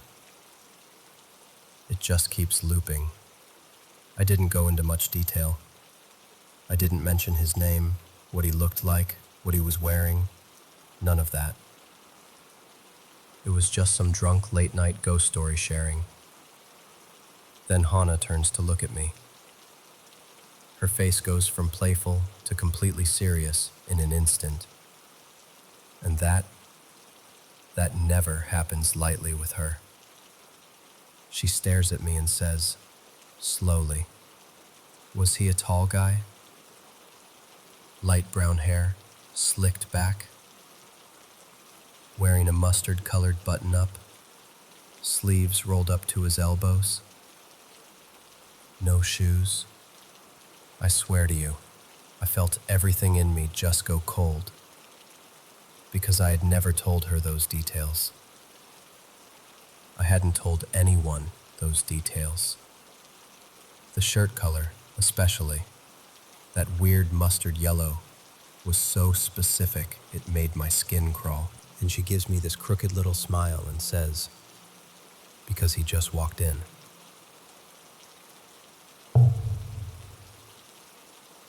She was half joking, obviously, trying to freak us out, piling on more jokes after that. But the timing, the seriousness in her eyes when she'd first described him, that was not a joke. I could tell. Years later, when things had calmed down and I'd convinced myself it was all just coincidence, I asked her again, "Seriously, how did you know what he looked like? Down to his shirt and everything."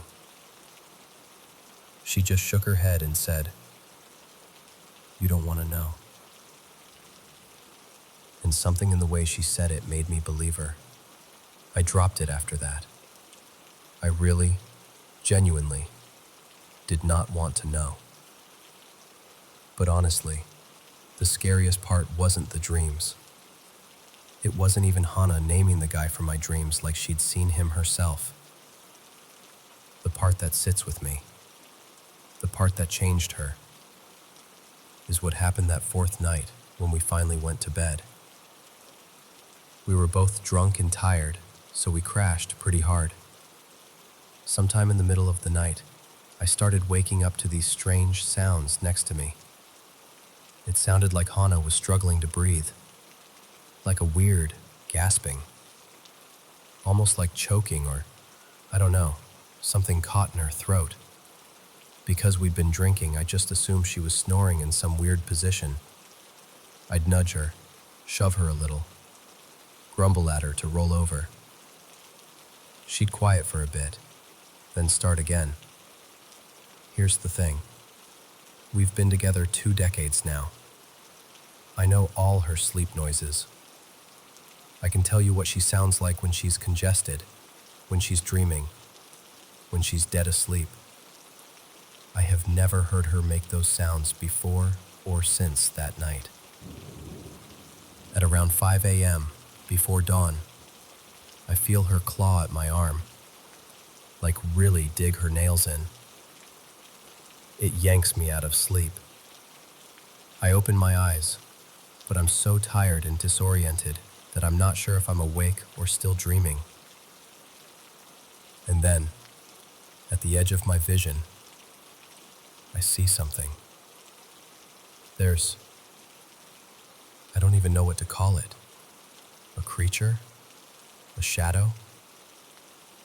It looked like a small, monkey-like thing, hunched on her chest. Not cute, not cartoonish. Its limbs looked too long, its body too heavy for its size. It was sitting there, pressing down on her, and she was gasping like she was fighting for air. And you know what I did? I rolled over and went back to sleep. I wish I could say I did something heroic, but I didn't. I was too exhausted, too drunk, too confused. I saw it, registered it in that fuzzy way you do when you're half dreaming, and then I just slipped under again. The next morning, the sun's up, and everything looks totally normal. We're packing up, getting ready for the day. I'm still kind of shaken, but I figure maybe I hallucinated the whole thing. So I tease her lightly, trying to make it less creepy than it felt. I say, "Hey, pretty sure I saw a monkey or something sitting on your chest last night. You were making these weird noises like you couldn't breathe." She looks at me, and she just says very simply, "I was." No smile, no sarcasm, just that. And I don't know why, but the first thing that pops out of my mouth is, "Karma, babe. You shouldn't joke around with the dead." I expected her to roll her eyes, crack a joke back, maybe try to spook me one more time. Instead, she just nods, like she agrees, like I'd said something true. When she was 2 years old, her family actually brought in both a shaman and a priest because they believed she was being haunted by the ghost of a child. That's not a fun family anecdote for them, That's something they still talk about in hushed voices. So for her, cracking that "he just walked in" joke about a spirit, especially one she could apparently describe in detail, was crossing a line she usually wouldn't cross. And after that fourth night, she never made those kinds of jokes again. Not once. We've talked around it a couple of times, very carefully. I've told her how those dreams stopped after we left that condo, how I still remember Victor's name and that awful ringing in my ears where his message should have been. I've told her I half remember that monkey-like thing on her chest, the way she sounded like she was suffocating, how she clawed at me to wake me up. And every time I ask, even gently, "How did you really know what he looked like? What really happened to you that night?" she shuts down. She just says, "I don't want to talk about it, and you don't want to know." And the thing is, I believe her.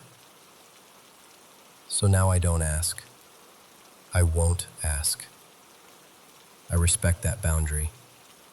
And honestly, I respect whatever was in that condo enough to leave it alone too.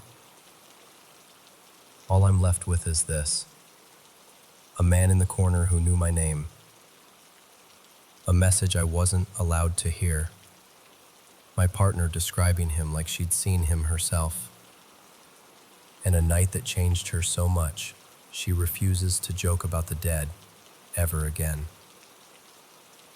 I don't know what any of it really was. Maybe there's a rational explanation that would make complete sense. Maybe not.